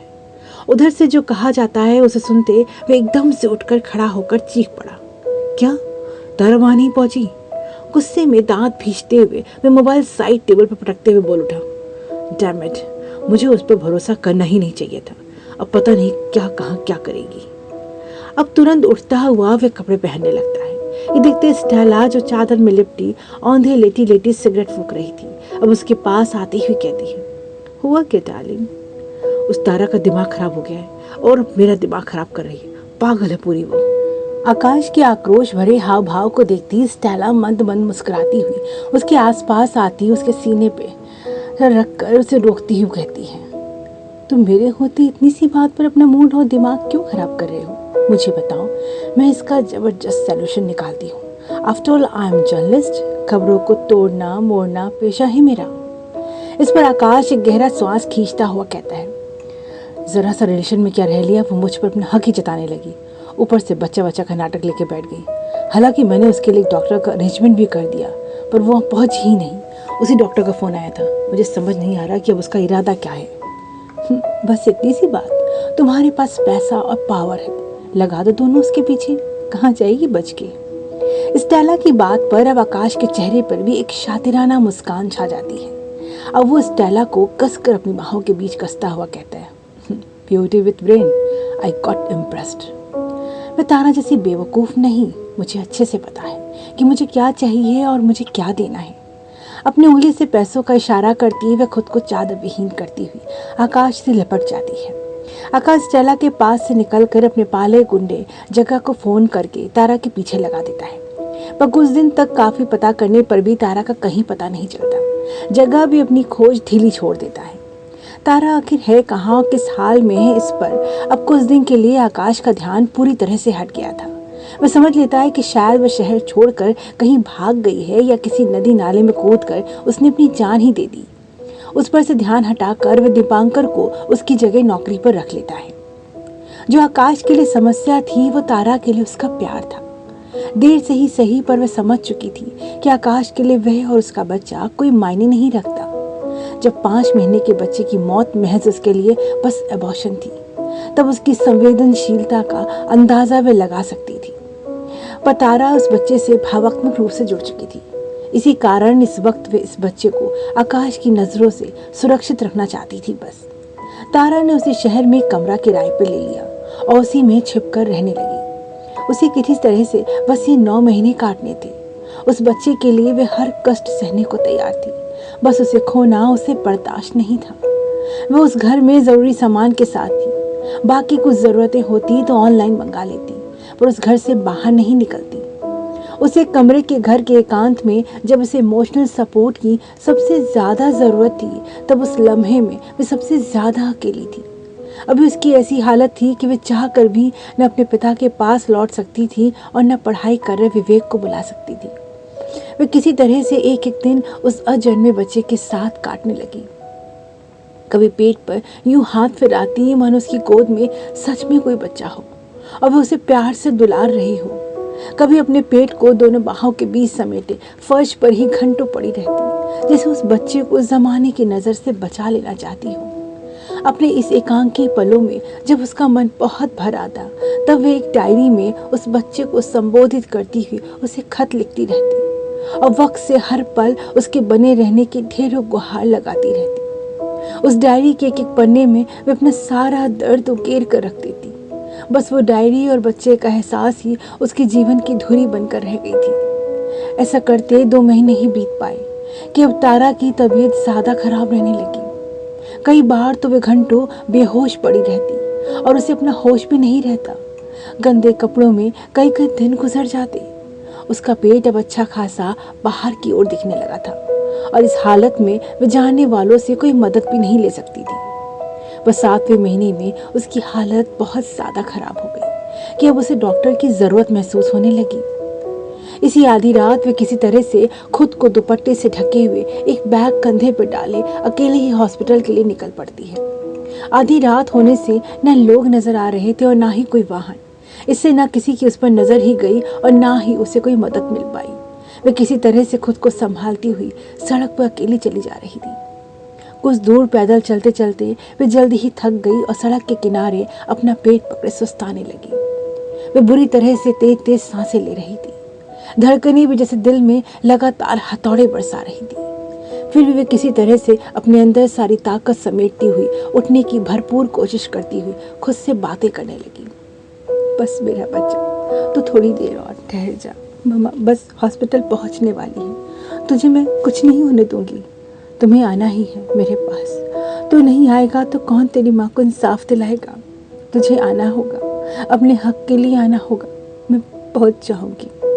तारा अपनी जितनी कोशिश कर सकती थी उससे भरसक कहीं ज्यादा उसने प्रयास किया, पर वह खुद को नहीं संभाल पाई और चलती सड़क के किनारे वे बेहोश होकर गिर पड़ी। आधी रात चलती सड़क के किनारे तारा बेसुध पड़ी थी और बेरहम दुनिया उस पर नजर फेंकती बस आगे बढ़ी जा रही थी। कुछ समय बाद करहारते हुए तारा आंख खोलती है। अब उसकी सांसें सामान्य थी, पर शरीर के निचले हिस्से में उसे दर्द की अनुभूति हो रही थी। वह धीरे धीरे अपनी चेतना वापस लाती हुई आंख खोले अपने चारों ओर देखती है और तुरंत ही उस जगह को देखती वह एकदम से चौंक जाती है। वह जगह हॉस्पिटल जैसी प्रतीत हो रही थी और हाथ से छूकर खुद को देखते वह चीख ही पड़ती है। अब उसका पेट सपाट था और वह स्ट्रेचर पर लेटी हुई थी। मेरा बच्चा कहाँ है? मैं कहाँ हूँ? कोई है? वह जोर से चीखती है, जिससे जल्दी से एक नर्स और उसके पीछे पीछे एक डॉक्टर भागती हुई आती है। तारा किसी तरह से खुद को पकड़ती हुई उठने की कोशिश करती लगातार चीख रही थी। अब नर्स को सामने देख वह झट से उसका हाथ पकड़े उससे पूछने लगी तो नर्स अपने पीछे खड़ी लेडी डॉक्टर की ओर अपनी नजरें कर देती है। तुम ठीक हो? अब आराम करो, इतना स्ट्रेस लेने की जरूरत नहीं है। मेरा बच्चा कहाँ है डॉक्टर? वो तो ठीक है ना? कहाँ है? बस एक बार दिखा दीजिए, मैं हाथ जोड़ती हूँ, मुझे एक बार मेरे बच्चे से मिला दीजिए, फिर अब जो कहेंगी मैं करूँगी। तारा लगातार बोले जा रही थी। उसका चेहरा गहरे तनाव में अजीब सा हुआ जा रहा था। तारा अब डॉक्टर का हाथ पकड़े कहने लगी, मुझे एक बार मिला दीजिए, बस उसे एक बार अपनी गोद में ले लूंगी तो मेरा मन भी शांत हो जाएगा। कहाँ है वो? तारा हकपकाई सी डॉक्टर के चेहरे की ओर देख रही थी और डॉक्टर सपाट भाव लिए अपनी नजरें नीचे किए धीरे से कहती है, आई एम सॉरी। ये सुनते ही तारा की पकड़ एकदम से ढीली हो जाती है। उसका हर हाव भाव पिटा हुआ नजर आने लगता है। ये क्या सुन लिया उसने? क्यों सॉरी बोला? कि डॉक्टर उससे बचा नहीं पाई? मेरा बच्चा अब नहीं है। ये सोचते कि ये बच्चा नहीं, ये उसके प्यार और भरोसे की मौत थी। तारा का मन बुरी तरह से तड़प उठा। उसका मन रो रहा था और चेतन शून्य डॉक्टर को देखती रही, जैसे डॉक्टर घबरा कर उसे झंझोड़ती है। जैसे तारा चेतन में आती उस डॉक्टर को घूरती हुई चीख पड़ी, तुम सबने मिलकर मारा है ना मेरे बच्चे को? वो कहीं नहीं गया, उसने मुझसे वादा किया था कि वो आएगा मेरे पास। तुम सबने उसे छिपा दिया है। तुम सब बुरे हो, मेरे बच्चे के दुश्मन हो। तारा बुरी तरह से चीखती हुई बिलक उठी। उसका कातर स्वर इतना दर्दनाक था कि नर्स और डॉक्टर दो पल को सहम गई। अब तारा खुद को बुरी तरह से नोचती खसोटती हुई बिलख रही थी, फिर मुझे भी मार डालो। आखिर मैं क्यों किसके लिए रही हूँ? क्यों जी रही हूँ मैं? मेरी आत्मा को मारने वालों, अब इस शरीर का मैं क्या करूँगी? उस समय तारा की हालत पागलों जैसी हो गई थी। वह बुरी तरह से खुद को नोचती हुई चीखने चिल्लाने लगी थी। उसकी ऐसी बिखरी हालत देखते डॉक्टर तुरंत नर्स को इशारा करती है और अगले ही पल नर्स एक इंजेक्शन तैयार करके डॉक्टर को देती है। पर तारा इस कदर विफरी हालत में थी कि बड़ी मुश्किल से इंजेक्शन कुछ हद तक डॉक्टर उसे लगा पाती है। इंजेक्शन लगने के कुछ सेकंड में तारा बेहोश हो जाती है। अब वह तमरा इस तरह निशब्द हो गया मानो पल भर में जैसे कोई बवंडर शांत पड़ गया हो। तारा स्ट्रेचर पर जिंदा लाश की तरह पड़ी थी और उसकी नजरों के सामने खड़ी डॉक्टर और नर्स उसे सपाट भाव से देख रहे थे। तारा कहाँ थी ये वह खुद भी नहीं जानती थी और अब क्या करेगी वह? इस सवाल का जवाब तो अब उसके पास भी नहीं था। डॉक्टर उसे बेहोश जानकर उसे छोड़कर चली जाती है। वह इंजेक्शन का असर तारा पर हल्का ही रहता है और जल्दी ही वह होश में वापस आ जाती है। उसका शरीर बुरी तरह से थका और त्रस्त था, फिर भी वह खुद में ताकत जुटाती हुई चुपचाप उस हॉस्पिटल से निकल जाती है। निकलते वक्त उसे पता चलता है कि वह कोई बड़ा सा हॉस्पिटल था। इससे वहां की भीड़ का फायदा उठाती हुई तारा वहां से निकल रहती है। आगे क्या होगा ये जाने बिना वह फिर से उस कमरे में वापस आ जाती है। उस वक्त उसकी जो हालत थी उसे कोई शब्द बयान नहीं कर सकता था। बस कोई मन ही उसकी बिखरी हालत को समझ सकता था। वह खुद को उस कमरे में बंद कर लेती है, जैसे खुद को ही कोई सजा दे रही हो। एक दिन, 2 दिन, जाने कितने दिन वे यूं ही कमरे में पड़ी रहती है। एक दिन अगर किराए के बकाये के लिए उस मकान का मालिक धोखे से वहां दरवाजा नहीं खटखटाया होता तो बस उसकी लाश ही वहां से निकलती। उस वक्त तारा की मानसिक स्थिति बुरी तरह से विक्षिप्त हो चुकी थी। जब उस कमरे का दरवाजा खोला गया तो फर्श पर वह किसी सामान की तरह पड़ी हुई थी। उसके आसपास गंदगी और कचरे का ढेर था। उस वक्त उसे देखते किसी का मन भी उबका जाए। जाने कितने दिन के गंदे कपड़े उसके शरीर में थे। उसके आसपास खाली पानी की बोतल पड़ी थी। शायद यही आखिरी चीज रही होगी जिसे उसने अपने उदर में डाला होगा। उस वक्त बस एक खबर की तरह वह सूरज शहर में फैल गई कि किसी घर में एक अकेली औरत मिली है जिसकी मानसिक हालत बुरी तरह से बिखरी हुई है। उसे देखने वालों का तांता लग गया। उस वक्त कुपोषण से उसका चेहरा इस कदर बुरी तरह से बिगड़ गया था कि पल भर को उसे पहचान पाना मुश्किल हो गया। ऐसे कितने केस हर शहर में होते और बस कुछ समय के लिए खबर बनकर रह जाते हैं। वे बिन आवाज के चेतन शून्य सामान की तरह हॉस्पिटल के वार्ड में पड़ी थी और बस खबरें ही चल रही थी। उस खबर से आकाश का दिमाग भी ठनका और पता कराते उसे आखिर पता चल गया कि वो तारा है। इसके बाद उसने अपने पैसे और रसूख के बल पर इस मौके का फायदा उठाते हुए तारा को पागल खाने में भर्ती करवा दिया। इधर कई दिनों से अपने पिता तारा की तस्वीर लिए उसे खोजते फिर रहे थे, पर तारा का कोई अता पता नहीं चला। उसके पिता उस होटल के भी चक्कर काटने लगे। अब आकाश को इस बात से खुद से ही खतरा महसूस होने लगा, तो उसने दीपाकर की मदद से तारा के पिता तक ये खबर पहुंचवा दी कि तारा को दुबई के होटल में शिफ्ट कर दिया गया है और उसके बाद बस समय पर हर महीने कुछ पैसे उसके पिता के पास पहुंचने लगे, जिसे वे विवेक तक पहुंचा देते। कभी कभी कमाने वाली बेटी की हालत किसी एटीएम मशीन से कम नहीं होती। हर महीने पैसों की पूर्ति होने से न विवेक को ख्याल आया कि वे काफी दिन से अपनी बहन से नहीं मिला और न उसके पिता कुछ पता कर पाए। सोच लिया कि दुबई शायद इस दुनिया के उस कोने में है जहां वे संपर्क नहीं कर सकते। वैसे भी तारा साल साल भर तक उन्हें कॉल नहीं करती थी। हर समय पे जैसे जरूरत के पैसे भिजवा दिया करती थी। वे अब अपने छोटे से घर में समय काटने लगे तो विवेक अपनी दुनिया में खोया रहने लगा। ऐसे ही 2 साल बीत गए और तारा के इलाज के नाम पर बस उसे उसकी हालत में बरकरार रखा गया। अब आकाश का ध्यान भी उसकी ओर से हट गया। फिर वक्त को तारा पर रहम आया या किसी की रहमत हुई। तारा का सही से इलाज होने लगा।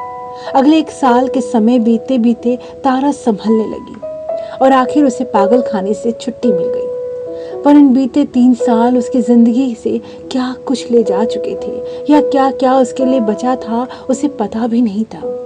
सब कुछ धीरे धीरे वे याद करती खुद को दोबारा समेटने की कोशिश करने लगी। वे वापस अपने घर लौट आई और तब उसे पता चला कि क्यों उसके पिता ने उसे नहीं खोजा, क्योंकि वो समझते रहे कि वो यहाँ है ही नहीं बल्कि दुबई में है। तारा ने उनकी गलतफहमी दूर भी नहीं की। अब अपनी नई जिंदगी शुरू करने से पहले उसे अपने अतीत से खुद लड़ना था। इसके लिए वह खुद को अपने अतीत से सामना करने लायक बनाने लगी। उसने कानूनी लड़ाई लड़ने की मानसिक रूप से तैयारी शुरू कर दी, पर उससे पहले उसे अपने परिवार को सारा सच बताना था। इसलिए वह विवेक को चिट्ठी लिखकर तुरंत वापस आने को कहती है। अपनी बहन का दर्द भरा अतीत सुनने का हौसला करने में विवेक को खुद में बहुत हिम्मत जुटानी पड़ी। तारा जहां अपनी जिंदगी की कहानी कहती कहती कितनी बार रोई और कब चुप हुई, विवेक ने पलट कर नहीं देखा। वह तो खुद ही अपने आंसू छिपाते उसे पीट किए खड़ा था। उसे क्या पता था कि जिस दुनिया को वह पंखों से कोमल समझता हुआ खुशी खुशी जी रहा था, वही दुनिया किसी दिन उसे बेरहम सच की पथरीली जमीन पर कस कर पटक देगी कि उसका सारा अस्तित्व ही छिल जाएगा। तारा अभी भी कही जा रही थी, मेरी जिंदगी की कहानी में सिर्फ प्रेम में धोखा नहीं, विश्वास और भरोसे का धोखा भी है। वो विश्वास जो मुझे एक ऐसे शख्स से हुआ जिससे मैंने अंतरात्मा से प्रेम किया, और यही मेरी सबसे बड़ी भूल थी कि एक धोखेबाज से मैं प्रेम करती रही और उसमें आंख मूंद कर यकीन करती रही। और उससे भी बड़ी भूल ये थी कि एक शादीशुदा आदमी से प्रेम करती, उसकी इस बात पर यकीन करती रही कि वह कभी तो अपनी पत्नी को छोड़कर मुझसे शादी करेगा। नहीं जानती थी कि हर बार मैं ही खुद को धोखा देती रही या उसे धोखा देने का मौका देती रही। तारा बिलखती हुई कहती रही, मैंने आज अपनी जिंदगी का एक एक सच तुमसे कह सुनाया है। अब तुम इस घर को संभालो ताकि मैं अपनी जिंदगी की लड़ाई खुद लड़ सकूं। क्या करने वाली हैं आप? विवेक अभी भी तारा की ओर पीठ किए हुए उससे पूछता है। मैंने अपने अतीत में जो वक्त खोया है उसे किसी भी हालत में वापस तो नहीं पा सकती, पर उसका बदला जरूर लूंगी। अब उस आकाश दीवान को मैं अपने सामने घुटनों के बल बैठे माफी मांगते हुए देखना चाहती हूँ, जिसकी वजह से मैंने अपने बच्चे का ख्याल करती तारा एक बार फिर अंतरस बिलख उठती है। तभी तेज आवाज के साथ धड़धड़ाते हुए 3-4 गुंडे टाइप आदमी उस घर में प्रवेश करते हैं। विवेक झटके से उनकी ओर देखता हुआ पूछता है, कौन हो तुम लोग और इस तरह यहाँ कैसे घुस आए? इस पर तारा तेजी से कहती है, ये उसी आकाश के आदमी है। हाँ, तू कहे तो तेरे आदमी बन जाते हैं। तारा की बात के जवाब में जग्गा भद्दी हंसी हंसते हुए कहता है। इस पर विवेक तुरंत भड़कते हुए उनकी ओर बढ़ने लगता है, पर वे सभी पहले से इस बात के लिए तैयार थे। और विवेक के जग्गा के पास आते ही उसका एक आदमी उसके पीछे से किसी भारी चीज से तेजी से वार कर देता है, जिससे वे तुरंत ही बेहोश होता जमीन पर ढह जाता है। ये देखते तारा चीखती हुई तुरंत विवेक की ओर लपकती है, पर वे गुंडे उसे पकड़ने लगते हैं। ये सब शोर होते बगल के कमरे में लेटे उसके पिता तारा को आवाज लगाते उधर आने को होते हैं। उससे पहले ही गुंडा उन्हें देहरी पर ही रोकता हुआ जग्गा से पूछता है, भाई इस बुड्ढे का क्या करना है? अब ये पहले ही मरा हुआ लग रहा है, ढकेल दो उसे कमरे में और बाहर से बंद कर दो, ये अपने आप ही मर जाएगा। कहते हुए जग्गा अब तारा की ओर ध्यान देता है, पर इस पल से मौके का फायदा उठाकर तारा बाहर की ओर भागने लगती है। वे किसी तरह से उन गुंडों से भागकर पुलिस थाने जाना चाहती थी। उसे इस तरह अपने चंगुल से भागते देख जग्गा अपने गुंडों पर चिल्लाते हुए कहता है, उस बुड्ढे को छोड़, उस साले को पकड़ो। तारा बेहिसाब भागी जा रही थी। भरी दोपहर का समय था और सड़कें काफी सुनसान थी, लेकिन एक आध लोग जो दिख भी रहे थे उन्हें लोग कहना तो सरासर गलत ही था।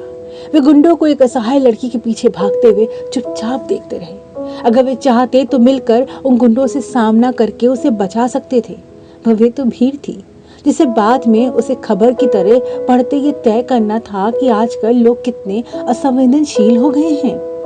तारा अकेली असहाय भागती उसी पल किसी वाहन से टकराती वे सड़क के एक ओर उछाल दी गई। सड़क पर अप्रत्याशित एक्सीडेंट के पल भर में वहां भीड़ लग जाती है। जग्गा भी अपने आदमी के साथ उसी भीड़ में शरीक हो जाता है। ट्रैफिक पुलिस तारा को सरकारी हॉस्पिटल पहुंचाती है। जग्गा भी उसके साथ साथ चुपचाप ही पीछे लगा रहता है। पुलिस उसे भर्ती कराती, खाना पूर्ति करती चली जाती है। तारा हॉस्पिटल में थी और विवेक अपने घर में बेहोश पड़ा था। उसके पिता उसे किसी तरह से होश में लाते हैं। इससे वे अपनी बहन की खोज करने निकल पड़ता है। ये सारी खबर अब तक आकाश तक पहुंच चुकी थी। वे किसी तरह से तारा उसे छुटकारा पाना चाहता था। इसे स्टेला उसकी पूरी मदद करती है। वे उसे आगे का सारा प्लान समझाती है और आकाश भी आंख मूंद कर वही करने को तैयार भी हो जाता है। पूरी कहानी को इस कुछ और ही रंग दे दिया जाता है। जब तक विवेक तारा का पता करते करते हॉस्पिटल पहुंचता है, तारा पर जग्गा एसिड अटैक कर चुका था, जिसका पूरा इल्जाम विवेक पर लगा दिया जाता है। और पैसों के बल पर सबूत जुटाना कोई बहुत बड़ी मुश्किल बात नहीं थी, और बाकी का काम तो स्टेला ने अपनी न्यूज मीडिया से कर दिया। कुल मिलाकर सारी कहानी को ऑनर किलिंग का जामा पहना दिया गया कि तारा के किसी से अवैध संबंध थे, जिसे नाराज उसके भाई ने उस पर जानलेवा हमला किया, जिसके सबूत मिलते न किसी ने विवेक की सुनी और न तारा कहने लायक ही रही। इसके बाद विवेक को जेल हो गई और तारा को उसकी बुरी हालत में मरने को छोड़ दिया गया। अब उसके लिए मौत से ज्यादा बुरी जिंदगी थी, जिससे एक बार फिर उसने अपने मानसिक संतुलन खो दिया और फिर उसे मेंटल हॉस्पिटल के पीछे ढकेल दिया गया। सारा कुछ स्टेला के प्लान के अनुसार होता गया, पर उस वक्त आकाश को नहीं पता था कि वह समस्या को खत्म नहीं कर रहा, बल्कि समस्या में तो वह फंसने जा रहा है। जो कुछ भी तारा के साथ हुआ वो सब स्टेला के इशारे पर हुआ, पर उसने सारे सबूत आकाश के खिलाफ इकट्ठे कर लिए। अब सामने आने की बारी उसकी थी। आकाश को लगा उसे तारा नाम की समस्या से छुटकारा पा लिया, पर उसे नहीं पता था कि अब उसके लिए स्टेला नाम के मकड़जाल से निकलना लगभग नामुमकिन था। अब आकाश मजबूर होकर उससे मिलने आया और वह पूरे अंदाज से उसके आगे खड़ी थी, जबकि आकाश के हाव भाव बेबस नजर आ रहे थे। ये सब क्या स्टेला? तुम जो चाहती हो मैं दे रहा हूं ना, फिर मुझे ब्लैकमेल करने का क्या मतलब? ओह डियर, अभी वो सब कहाँ तुमसे लिया जिसमें सिर्फ मुझे मजा आए? इस पर आकाश बुरी तरह से उसे घूरने लगता है, जबकि वह लहराती हुई उसके सामने आती अपनी 2 उंगलियां उसकी नजरों के आगे करती हुई कहती है, जादू जरा इन 2 उंगलियों में से एक तो पकड़ना। इस पर आकाश उसे और बुरी तरह से घूरने लगता है, जिस पर स्टेला भी तेवर बदलती उसे आंख दिखाती हुई लगभग तेजी से बोली, मैंने कहा एक पकड़ो। घबरा कर आकाश एक उंगली पकड़ लेता है, जिस पर मादक हंसी हंसती हुई कहती है, ओह डियर, पता है तुमने कौन सी उंगली पकड़ी? ये मेरी वाली थी, और जो तुमने नहीं पकड़ी वो दूसरे मीडिया हाउस की थी, जिसका मतलब होता मैं सारे सबूत किसी और मीडिया को बेच दूं। पर देखो, तुमने फिर मुझे ही चुन लिया और अब सारे सबूत मेरे पास ही सुरक्षित रहेंगे। ये अच्छा है ना? सीधे सीधे बोलो, तुम मुझे ब्लैकमेल कर रही हो। अरे बाबा, प्यार से कहती हूँ तो समझ नहीं आता तुम्हें। चलो ये सब छोड़ो। अब देखो, मेरा 3 दिन का ऑफ है तो सोचती हूँ पेरिस से घूम आती हूँ। चलो कल का टिकट करा देना। मैं तुम्हें कुछ भी नहीं दूंगा, ये सब तुम्हारा किया धरा है। अच्छा, ये बात साबित कैसे करोगे और क्या कहोगे दुनिया को कि मैं तो भोला पंछी था और जिस स्टेला कहती गई मैं चुपचाप करता गया?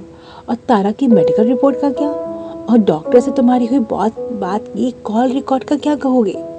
और वो सो कॉल बच्चा तुम्हारा ही था ना? तारा भी तुम्हारे साथ ही रहती थी ना? उफ, अब क्या क्या सबूत बताऊं, थक गई मैं तो। नखराती हुई स्टेला आराम से बैठती अपना नेल पेंट्स देखती हुई कहने लगी, अरे तुम्हारे पास किस बात की कमी है? थोड़ा अपने सागर से 2-4 लोटा पानी दे दोगे तो खाली नहीं हो जाओगे तुम। इस पर आकाश खींचता हुआ कहता है, मुझे तुम पर भरोसा करना ही नहीं चाहिए था। देखो, ये भरोसे का जो नाम ही मत लिया करो। हाँ, मुझे तारा समझने की भूल मत कर लेना, इसलिए जो कहती जाओ चुपचाप देते जाओ। तुम भी खुश और मैं भी खुश, फिर हम खुशी खुशी फॉर एवर रहते रहेंगे ना। कहते हुए स्टेला कसकर हंस पड़ी, जबकि आकाश की हालत बुरी होने लगी थी। अब समझ में आ रहा था कि वह जाने में खुद किस जाल में फंस चुका था। अब तक सारा कुछ कहते विवेक पूरी तरह से टूटा हुआ नजर आने लगा था। मेनका तो नजरें नीचे किए होठ चबाती खड़ी रह गई। विवेक कह रहा था, मेरी जिंदगी में सब कुछ इतनी जल्दी जल्दी घटित हो गया कि मैं न संभल पाया और न समझ पाया। पर जेल में गुजरे अपने 3 साल में एक दिन भी मुझे तुम्हारा ख्याल नहीं आया। अगर कोई ख्याल आया तो यही कि जिस दिन जेल से बाहर आऊंगा उस आकाश दीवान को समूल नष्ट कर दूंगा। तब बस इसी बदले की आंख से मैं बुरी तरह से जल रहा हूँ। मेनका अभी भी निशब्द खड़ी थी, पर विवेक कहता जा रहा था, और एक वो दिन भी आ गया जब मुझे अपने अच्छे आचरण के लिए जल्दी रिहा कर दिया गया। जेल से बाहर तो आ गया, पर इतने बड़े आदमी से लड़ने को, क्या अपने पेट से भूख से लड़ने के लिए मेरे पास कुछ नहीं था सिवाय मेरी आंखों में इंतकाम के। लेकिन क्या पता था, अभी और बहुत कुछ झेलना बचा था मेरे लिए। जब मैं वापस अपने घर पहुंचा तो मेरे पिता 3 साल से मेरा इंतजार करते मेरे आने से पहले ही वे संसार छोड़कर जा चुके थे। उस वक्त क्या कुछ मुझ पर बीता ये तुम कल्पना भी नहीं कर पाओगी। जिस तरह से मेरी जिंदगी उलझती गई, उसे तर्ज पर मेरा दुनिया को देखने का नजरिया भी रूखा होता चला गया। तुम्हें याद होगा ना कि जब रोड एक्सीडेंट में एक बच्चे को बचाने में हम सड़क में मिले थे। विवेक अब उस उड़ती नजर पे मेनका को डालता हुआ कहने लगा, तब मैं अपनी दीदी को मिलने मेंटल हॉस्पिटल जा रहा था। 3 सालों से बेरुखी और बेजान लाश की तरह वे बस मुझे जिंदा मिली, और इस बात पर ही मुझे सुकून कर लेना पड़ा। किसी तरह से डॉक्टर को डरा धमका कर मैं दीदी को वापस ले आ पाया। सोचा अच्छा इलाज कराकर अपनी दी को नई जिंदगी दूंगा, पर भूल गया जिंदगी तो जिंदा को दी जाती है, जिंदा लाश को नहीं। कहते कहते 2 पल के मौन में विवेक जैसे खुद को संभालने लगता है। मेनका नजर उठाकर उसकी ओर देखती है। उसका मन कर रहा था कि विवेक को खुद में भींचे, उसका दर्द कम कर दे, पर वह कदम भी उसकी ओर न बढ़ा पाई, बस मौन खड़ी रह गई। विवेक फिर कुछ गहरी सांसें भीतर खींचता हुआ कहने लगा, मेरे मन में अब तक इतनी नफरत भर चुकी थी उस आकाश दीवान के खिलाफ कि उसी वक्त जब मुझे पता चला कि उसके छोटे भाई की शादी हो रही है तो मन ने सोचा कि उसका भाई है तो जरूर उसने भी जाने कितनों की जिंदगी बर्बाद की होगी। यही सोचकर मैंने उस रात उसकी पत्नी को अगवा करने का प्लान बना लिया। मैं चाहता था कि उस परिवार को बुरी तरह से बदनामी हो, और ठीक वही हुआ। परुण से मिलने के बाद मुझे लगा मुझसे गलती हो गई। मैंने बिना सोचे 2 निर्दोष लोगों की जिंदगी खराब कर दी। विवेक कहता रहा, अब तक मैं जो कुछ नहीं कर रहा था उसे आकाश दीवान के खिलाफ कुछ भी नहीं था। फिर उसी वक्त सैलमन मुझसे मिला, जो रंजीत राय के लिए काम करता था। उसने पैसों के बदले मुझे दीवान के ऑफिस में काम करने और तुम्हें अपने जाल में फंसाने को कहा, पर वो नहीं जानता था कि हम पहले से ही एक दूसरे को जानते थे। इसलिए ये सब करना मेरे लिए आसान होता गया। एक मिनट, तुम किस रंजीत राय की बात कर रहे हो? कहीं आरआर कंपनी का मालिक। पता नहीं उसकी तुम्हारे परिवार से क्या दुश्मनी है, पर हर हाल में तुम्हारे परिवार से वो बदला लेना चाहता है। हाँ, जानती हूँ उन्हें। इनफैक्ट उनकी बहन वर्तिका तो मेरे भैया अरुण भैया को बहुत अच्छी दोस्त हैं। मैं इनका सोचती हुई आगे खुद से कहने लगी, कहीं इसकी वजह अरुण भैया की शादी तो नहीं? क्योंकि मुझे लगता है कि वर्तिका अरुण भैया को पसंद करती थी और उनसे ही शादी करना चाहती थी। मुझे इस बारे में कुछ भी नहीं पता, बस उसे कुछ डॉक्यूमेंट चाहिए थे और इसमें तुमने खुद ही अनजाने में मेरी सहायता कर दी। अपनी कंपनी का एक्सेस खुद ही तुमने मेरे हाथ में दे दिया। अपने सारे शेयर भी तुमने खुद ही अपनी कंपनी के नाम कर दिए उसकी। विवेक अपनी बात कहते हुए उसकी नजरें नीचे कर लेता है, जबकि मेनका के हाव भाव हैरान हुए जा रहे थे। कुछ पल तक उस कमरे में मौन छाया रहता है। जैसे तोड़ती हुई मेनका कहती है, तो रुक क्यों गए? बर्बाद कर देते ना मुझे पूरी तरह से कम तुम्हारा बदला तो पूरा होता। मेनका अब तीखी नजरों से उसे देख रही थी। इस पर विवेक धीरे से कहता है, तुम्हारी कंपनी में शामिल होने से पहले तो मैं जानता भी नहीं था कि तुम आकाश की बहन हो। किस्मत भी न जाने क्या क्या खेल खेलती चली गई। कभी लगता है मैं इसे चला रहा हूँ और कभी लगता है मैं खुद वक्त के हाथों की कठपुतली बनकर रह गया हूँ। कुछ पल तक कमरे में मौन छाया रहा, जैसे दोनों अपने अपने मन के भीतर की यात्रा तय कर रहे हों। विवेक ने इतना कुछ कह दिया था जिसे बर्दाश्त करने में मेनका को खुद में हौसला करना पड़ रहा था। विवेक सीने में हाथ बांधे जमीन की ओर देख रहा था। उस पल के मौन को तोड़ती हुई मेनका कहती है, एक बात पूछूं विवेक? विवेक मौन ही उसकी ओर देखता हामी भरता है। मेनका हिचकती हुई पूछती है, क्या सच में जिसने ये सब किया वो मेरे आकाश भैया ही हैं? आज इस हालात में मैं तुम्हारे सामने खड़ा हूँ, क्या तुम्हें लगता है कि मैं कोई झूठी कहानी तुम्हें बता रहा हूँगा? मेरा कहा एक एक सारा शब्द सच है मेनका, और उस वक्त के अखबारों ने भी मेरे बारे में जाने क्या क्या अनशन छापा था। उस सबूत को भी कोई झुठला नहीं सकता है। मेनका विवेक का चेहरा गौर से देखती हुई पूछती है, ऐसा क्या है जो तुमने मुझे सब क्यों बता दिया फिर? इसलिए कि दो सच कभी मैं नहीं झुठला सकता। पहला कि मैंने तुमसे सच्चा प्यार किया था, और दूसरा अपनी बहन की जिंदगी बर्बाद करने वाले को मैं कभी माफ नहीं करने वाला। मेरा इंतकाम अभी बाकी है। लेकिन यह भी तो सच है कि तुमने पैसों के खातिर रंजीत राय के लिए काम किया। पैसे मेरी जरूरत नहीं, चाहत थी। अगर ऐसा होता तो आज भी मैं उसके साथ होता, पर आज मैंने अपने रास्ते रंजीत राय से अलग कर लिए हैं। वैसे भी उसके बिजनेस की होड़ से मेरा कोई लेना देना नहीं। मुझे तो अपने दीदी के लिए इंसाफ चाहिए, उनके बीते एक एक पल का हिसाब चाहिए मुझे। कहते कहते विवेक की आंखें जैसे अंगार हो उठी। वे किसी तरह से अपने क्रोध को काबू में किए खड़ा रहा। अभी कहाँ है दीदी? विवेक कसकर आंखें मूंदता हुआ कहता है, क्या करोगी जानकर? मिलूंगी उनसे। विवेक की हंसी हंसते हुए कहने लगा, कहना आसान है, लेकिन एक सेकंड भी तुम उन्हें देख नहीं पाओगी। उस जिंदा लाश को देखने के लिए बहुत बड़ा जिगर चाहिए। प्लीज विवेक, मुझे सच में मिलना है उनसे। लेकिन बस यही समझ लो, उनसे मिलकर ही मैं तुम्हारी बात पर यकीन करूंगी। इस पर विवेक एक हैरान नजर मेनका पर डालता है। ठीक है, यही सही। आज इस सच पे मैं तुम्हें रूबरू करा दूंगा, पर इसके लिए तुम्हें कुछ देर इंतजार करना पड़ेगा। थोड़ी और रात हो जाए तो तभी यहाँ से चुपचाप निकल पाएंगे। इस पर मेनका हामी में सर हिला ही पाई थी कि उस रूम के दरवाजे पे दस्तक होती है।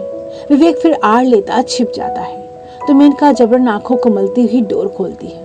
उस पर योगेश था तो जल्दी से कह रहा था, तुम क्या सोई थी? नहीं, हाँ सो ही गई थी। ओके, अभी ठीक लग रहा है ना? बहुत देर से तुमने दरवाज़ा नहीं खोला ना, तो थोड़ा वरिड हो गया था मैं अब ठीक हूँ। तो क्या मैं सोने जाऊँ? हाँ हाँ सो जाओ। अच्छा, कोई ज़रूरत हो तो तुरंत बेल दबाना, मैं आज रात यहीं रुक रहा हूँ। ओके भैया। मेनका ज़्यादा कुछ न कहकर हामी भरती दरवाज़ा बंद कर देती है। अब वापस बेड की ओर आती विवेक को देखने लगती है। अब तक उसकी नज़रों के सामने सीने पे हाथ बांधे खड़ा था। विवेक, तुम मुझे यहाँ से लेकर जाओगे कैसे? उसकी तुम फिक्र मत करो। जब शादी की रात किरण को ले गया तो आज तो। बेखुदी में कहते कहते विवेक अब रुक कर मेनका की ओर देखने लगता है, जो उसे फिर से तीखी नजरों से देखने लगी थी। आकाश की मानसिक हालत बुरी तरह से बिगड़ी हुई दिख रही थी। एक तरफ बिजनेस से मात खाया हुआ था, वहीं दूसरी ओर स्टेला बुरी तरह से उसे जबरन वसूली करने में लगी थी। दीपांकर जिस पर भरोसा करता था, उसके दल बदलते अब अपने बाकी के राज दूसरों के सामने उजागर होने का डर अलग बना हुआ था। ऐसे माहौल में रूबी को अपनी बात सुनते देख उसका सारा गुस्सा उसी पर निकल गया। वह खुले दरवाजे पर रूबी की गर्दन पकड़े उस पर बुरी तरह से बिगड़ रहा था। ये जाने बगैर कि बचा हुआ स्टाफ उसे ऐसा करते हुए देखने लगा था। रूबी को गुस्से में पीछे की ओर ढकेलता वह उस पर गरजते हुए बोलता है, remember, I am not gonna leave you. Akash ने उसे किसी बेजान वस्तु की तरह फर्श की ओर ढकेल दिया, जिससे वह गिरती हुई करहा उठी। उसका ऐसा रोद देख बाकी स्टाफ भी सदमे से उसे देखने लगा। रूबी भी अब किसी तरह से खुद को उठाती हुई उससे दूर होने लगी। तब आकाश का ध्यान बाकियों की ओर चला गया। उस पल मन भर को बिदक गया और वापस रूम के अंदर आते दरवाजा कसकर पटक देता है। अंदर आते उसका ध्यान फिर मोबाइल की तरफ जाता है और फिर से लगातार बज रहा था। वह इतना तमतमाया हुआ था कि मोबाइल को बिना देखे ही उठाते हुए गरज उठा, क्यों मुझे बार बार कॉल कर रही हो? उस पार भूमि थी जो तुरंत कह उठी, मुझे तुम्हें बार बार कॉल करने का कोई शौक नहीं, बस तुम्हें इतना बताना था कि क्षितिज को फीवर है। और भूमि की बात बीच में ही काटते हुए आकाश चीख पड़ा, तो डॉक्टर को कॉल करो। किसकी कहाँ ज़रूरत है मुझे बताने की ज़रूरत नहीं है, बस तुम्हें याद दिला रही हूँ कि बाप होने के नाते तुम्हारा भी कोई फ़र्ज़ है। हो थैंक्स मेरा फ़र्ज़ बताने के लिए। तुम तो हमेशा यही जाहिर करना चाहती हो कि जैसे सिर्फ तुम्हें ही सबकी फ़िक्र है, मुझे तो कुछ पता ही नहीं। तो ज़रा ये भी याद करके बता दो कि कब पिछली बार तुम क्षितिज से मिले थे। बिजी रहता हूँ इसलिए नहीं मिल पाता, पर तुम्हें अच्छे से पता है मेरे बेटे के लिए मेरा क्या फ़र्ज़ है। हर बार मुझे तुम्हारा साबित करने का ढोल पीटना तुम बंद करो। तुम्हारा बिजीनेस मुझे अच्छे से पता है, जाने किस किस के साथ तुम्हारी रातें फिक्स रहती हैं। यही है ना तुम्हारा बिजीनेस। उसमें फुर्सत मिलेगी तो याद रहेगा ना घराना। मुझे दोष देने से पहले तुम खुद को क्यों नहीं देखती? तुम्हें कितनी फुर्सत मिलती है, कभी महिला आश्रम, कभी अनाथालय, कभी कोई उद्घाटन, कभी कोई मीटिंग। तुम कितना समय देती हो इस घर को? कम से कम घर तो वापस तो आ जाती हूँ, कई कई रातें बाहर तो नहीं काटती।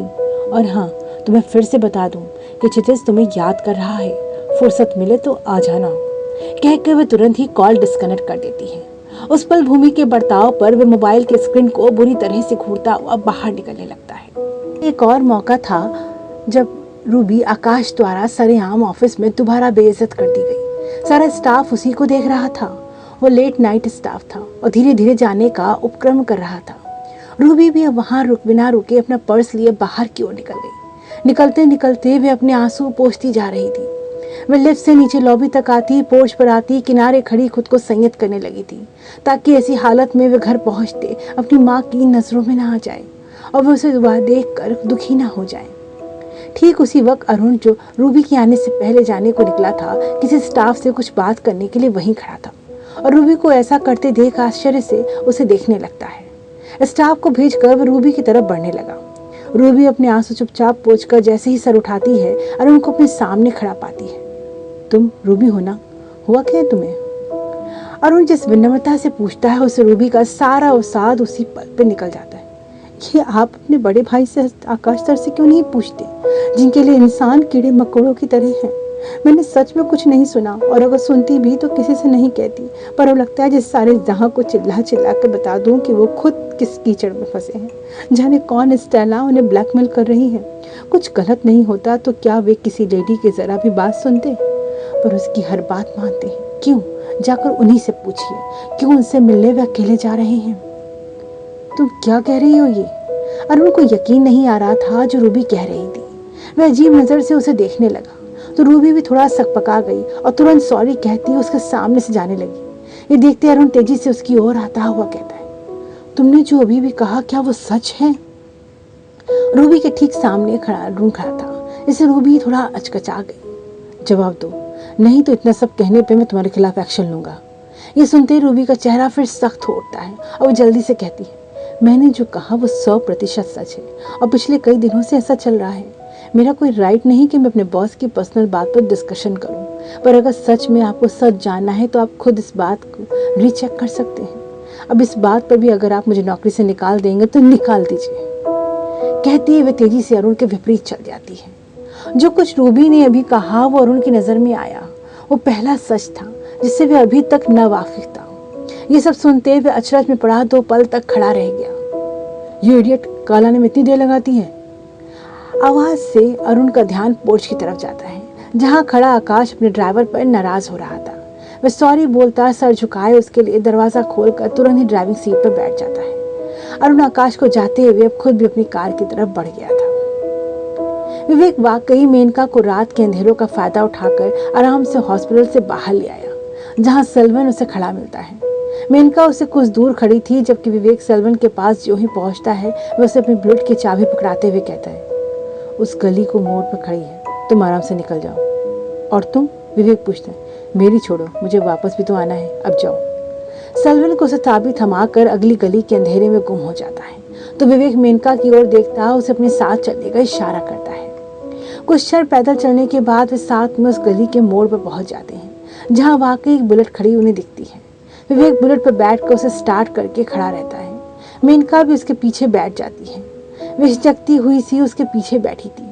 उनके बीच देर का बोला था, जिससे वे मौन ही एक दूसरे की बात समझ रहे थे। मेनका विवेक को बिना पकड़े बैठती है तो विवेक बुलेट स्टार्ट कर लेता है, जिससे मेनका उसकी पीठ को पकड़ लेती है। जिस लम्हे में वे कभी जीते थे, आज वो पास होने पे भी उनके बीच कैसा अजनबीपन था, जिसे वे चाह कर भी व्यक्त नहीं कर पा रहे थे। बुलेट अब रात के सन्नाटे में चली जा रही थी। क्षितिज बीमार था और उसकी तकलीफ भूमि के हाव भाव में साफ नजर आ रही थी। वह उदासी से उसके सिरहाने बैठी उसका माथा सहला रही थी। क्षितिज अपनी आंख खोलकर अपनी माँ को देखता हुआ पूछता है, मम्मा डैडू कब आएंगे? इस पर भूमि कुछ कहने ही वाली थी कि कमरे का दरवाजा तेजी से खुला और उस पार आकाश उसे दिखाई दिया। उसे देखते ही भूमि अपनी जगह से उठ जाती है। यही पल था जब दोनों की निगाह मिली और दोनों बेहद तल्खी से एक दूसरे को देखने लगे। आकाश को अंदर आते देख भूमि कमरे से बाहर निकल जाती है। वे दोनों विपरीत धारा की तरह विपरीत दिशा में चल देते हैं। यही पल था जब अरुण भी कसे हुए हाव भाव से इधर आ रहा था। तब से आकाश के बारे में कही गई बात उसे परेशान कर रही थी। अभी वह क्षितिज से मिलने उधर आ ही रहा था, पर आकाश उसे कमरे में जाते देख वह वापस मुड़ जाता है। काफी रात हो रही थी, जिससे वे अब अपने रूम की तरफ बढ़ने लगा। यही पल था जब उजला एकदम से उसके सामने आ गई। शायद उसके लौटने का इंतजार ही कर रही थी। उसको सामने देख अरुण का मन उसका अकेलापन और मजबूरी समझता उसके प्रति और हमदर्द हो जाता है। पर जाने कैसी निशब्दता की मजबूरी थी, जिसे न वो लांग पा रही थी न अरुण। एक लंबे दर्दीले मौन में वे दोनों न चाहते हुए समा जाते हैं। रात के काले साए और गहरे काले होते जा रहे थे। ऐसे ही नीरव पल में सुनसान गली के मुहाने पर मेनका के साथ विवेक खड़ा था। वह इतनी संकरी गली थी कि उससे बुलेट नहीं गुजर सकती थी। इससे बुलेट वहीं छोड़कर वे दोनों पैदल ही उससे आगे बढ़ जाते हैं। दोनों चुपचाप अंधेरी गली से गुजरने आगे बढ़े जा रहे थे। मेनका ने विवेक की कलाई कसकर पकड़ रखी थी। और कितनी दूर है? मेनका धीरे से पूछती है। बस पहुंच गए। आखिर एक बंद दरवाजे के सामने खड़ा होता विवेक उसका लॉक खोलने लगता है। दरवाजा खुलते विवेक के साथ साथ मेनका भी अंदर आ जाती है। अंदर आते मेनका को दरवाजा बंद करने को कहकर विवेक अपनी जेब टटोलने लगता है। कमरे में काफी अंधेरा था, जिससे मेनका हाथ के अंदाजे से दरवाजे को उड़का देती है। अब वे अंधेरे में विवेक को लाइटर जलाते हुए देखती है। लाइट नहीं है क्या यहाँ? रोशनी से उनका वास्ता इतना टूटा है कि लाइट जलाते हुए असहज होने लगती है। रुको, मैं मोमबत्ती जलाता हूँ, कहता विवेक अंदाजे से एक स्थान से मोमबत्ती को पाते उसे जला लेता है। उस पल में कमरे में हल्की पीली रोशनी फैल गई थी, जिसे मेनका नजर घुमाकर उस कमरे को देखने लगी थी। वह कमरा कम और तहखाना ज्यादा नजर आ रहा था। कुछ एक आध सामान के बीच अब उसकी नजर उस काया की ओर चली गई, जो कोने में अपने में ही सिमटी सर घुटनों में दाबे उकड़ू बैठी थी।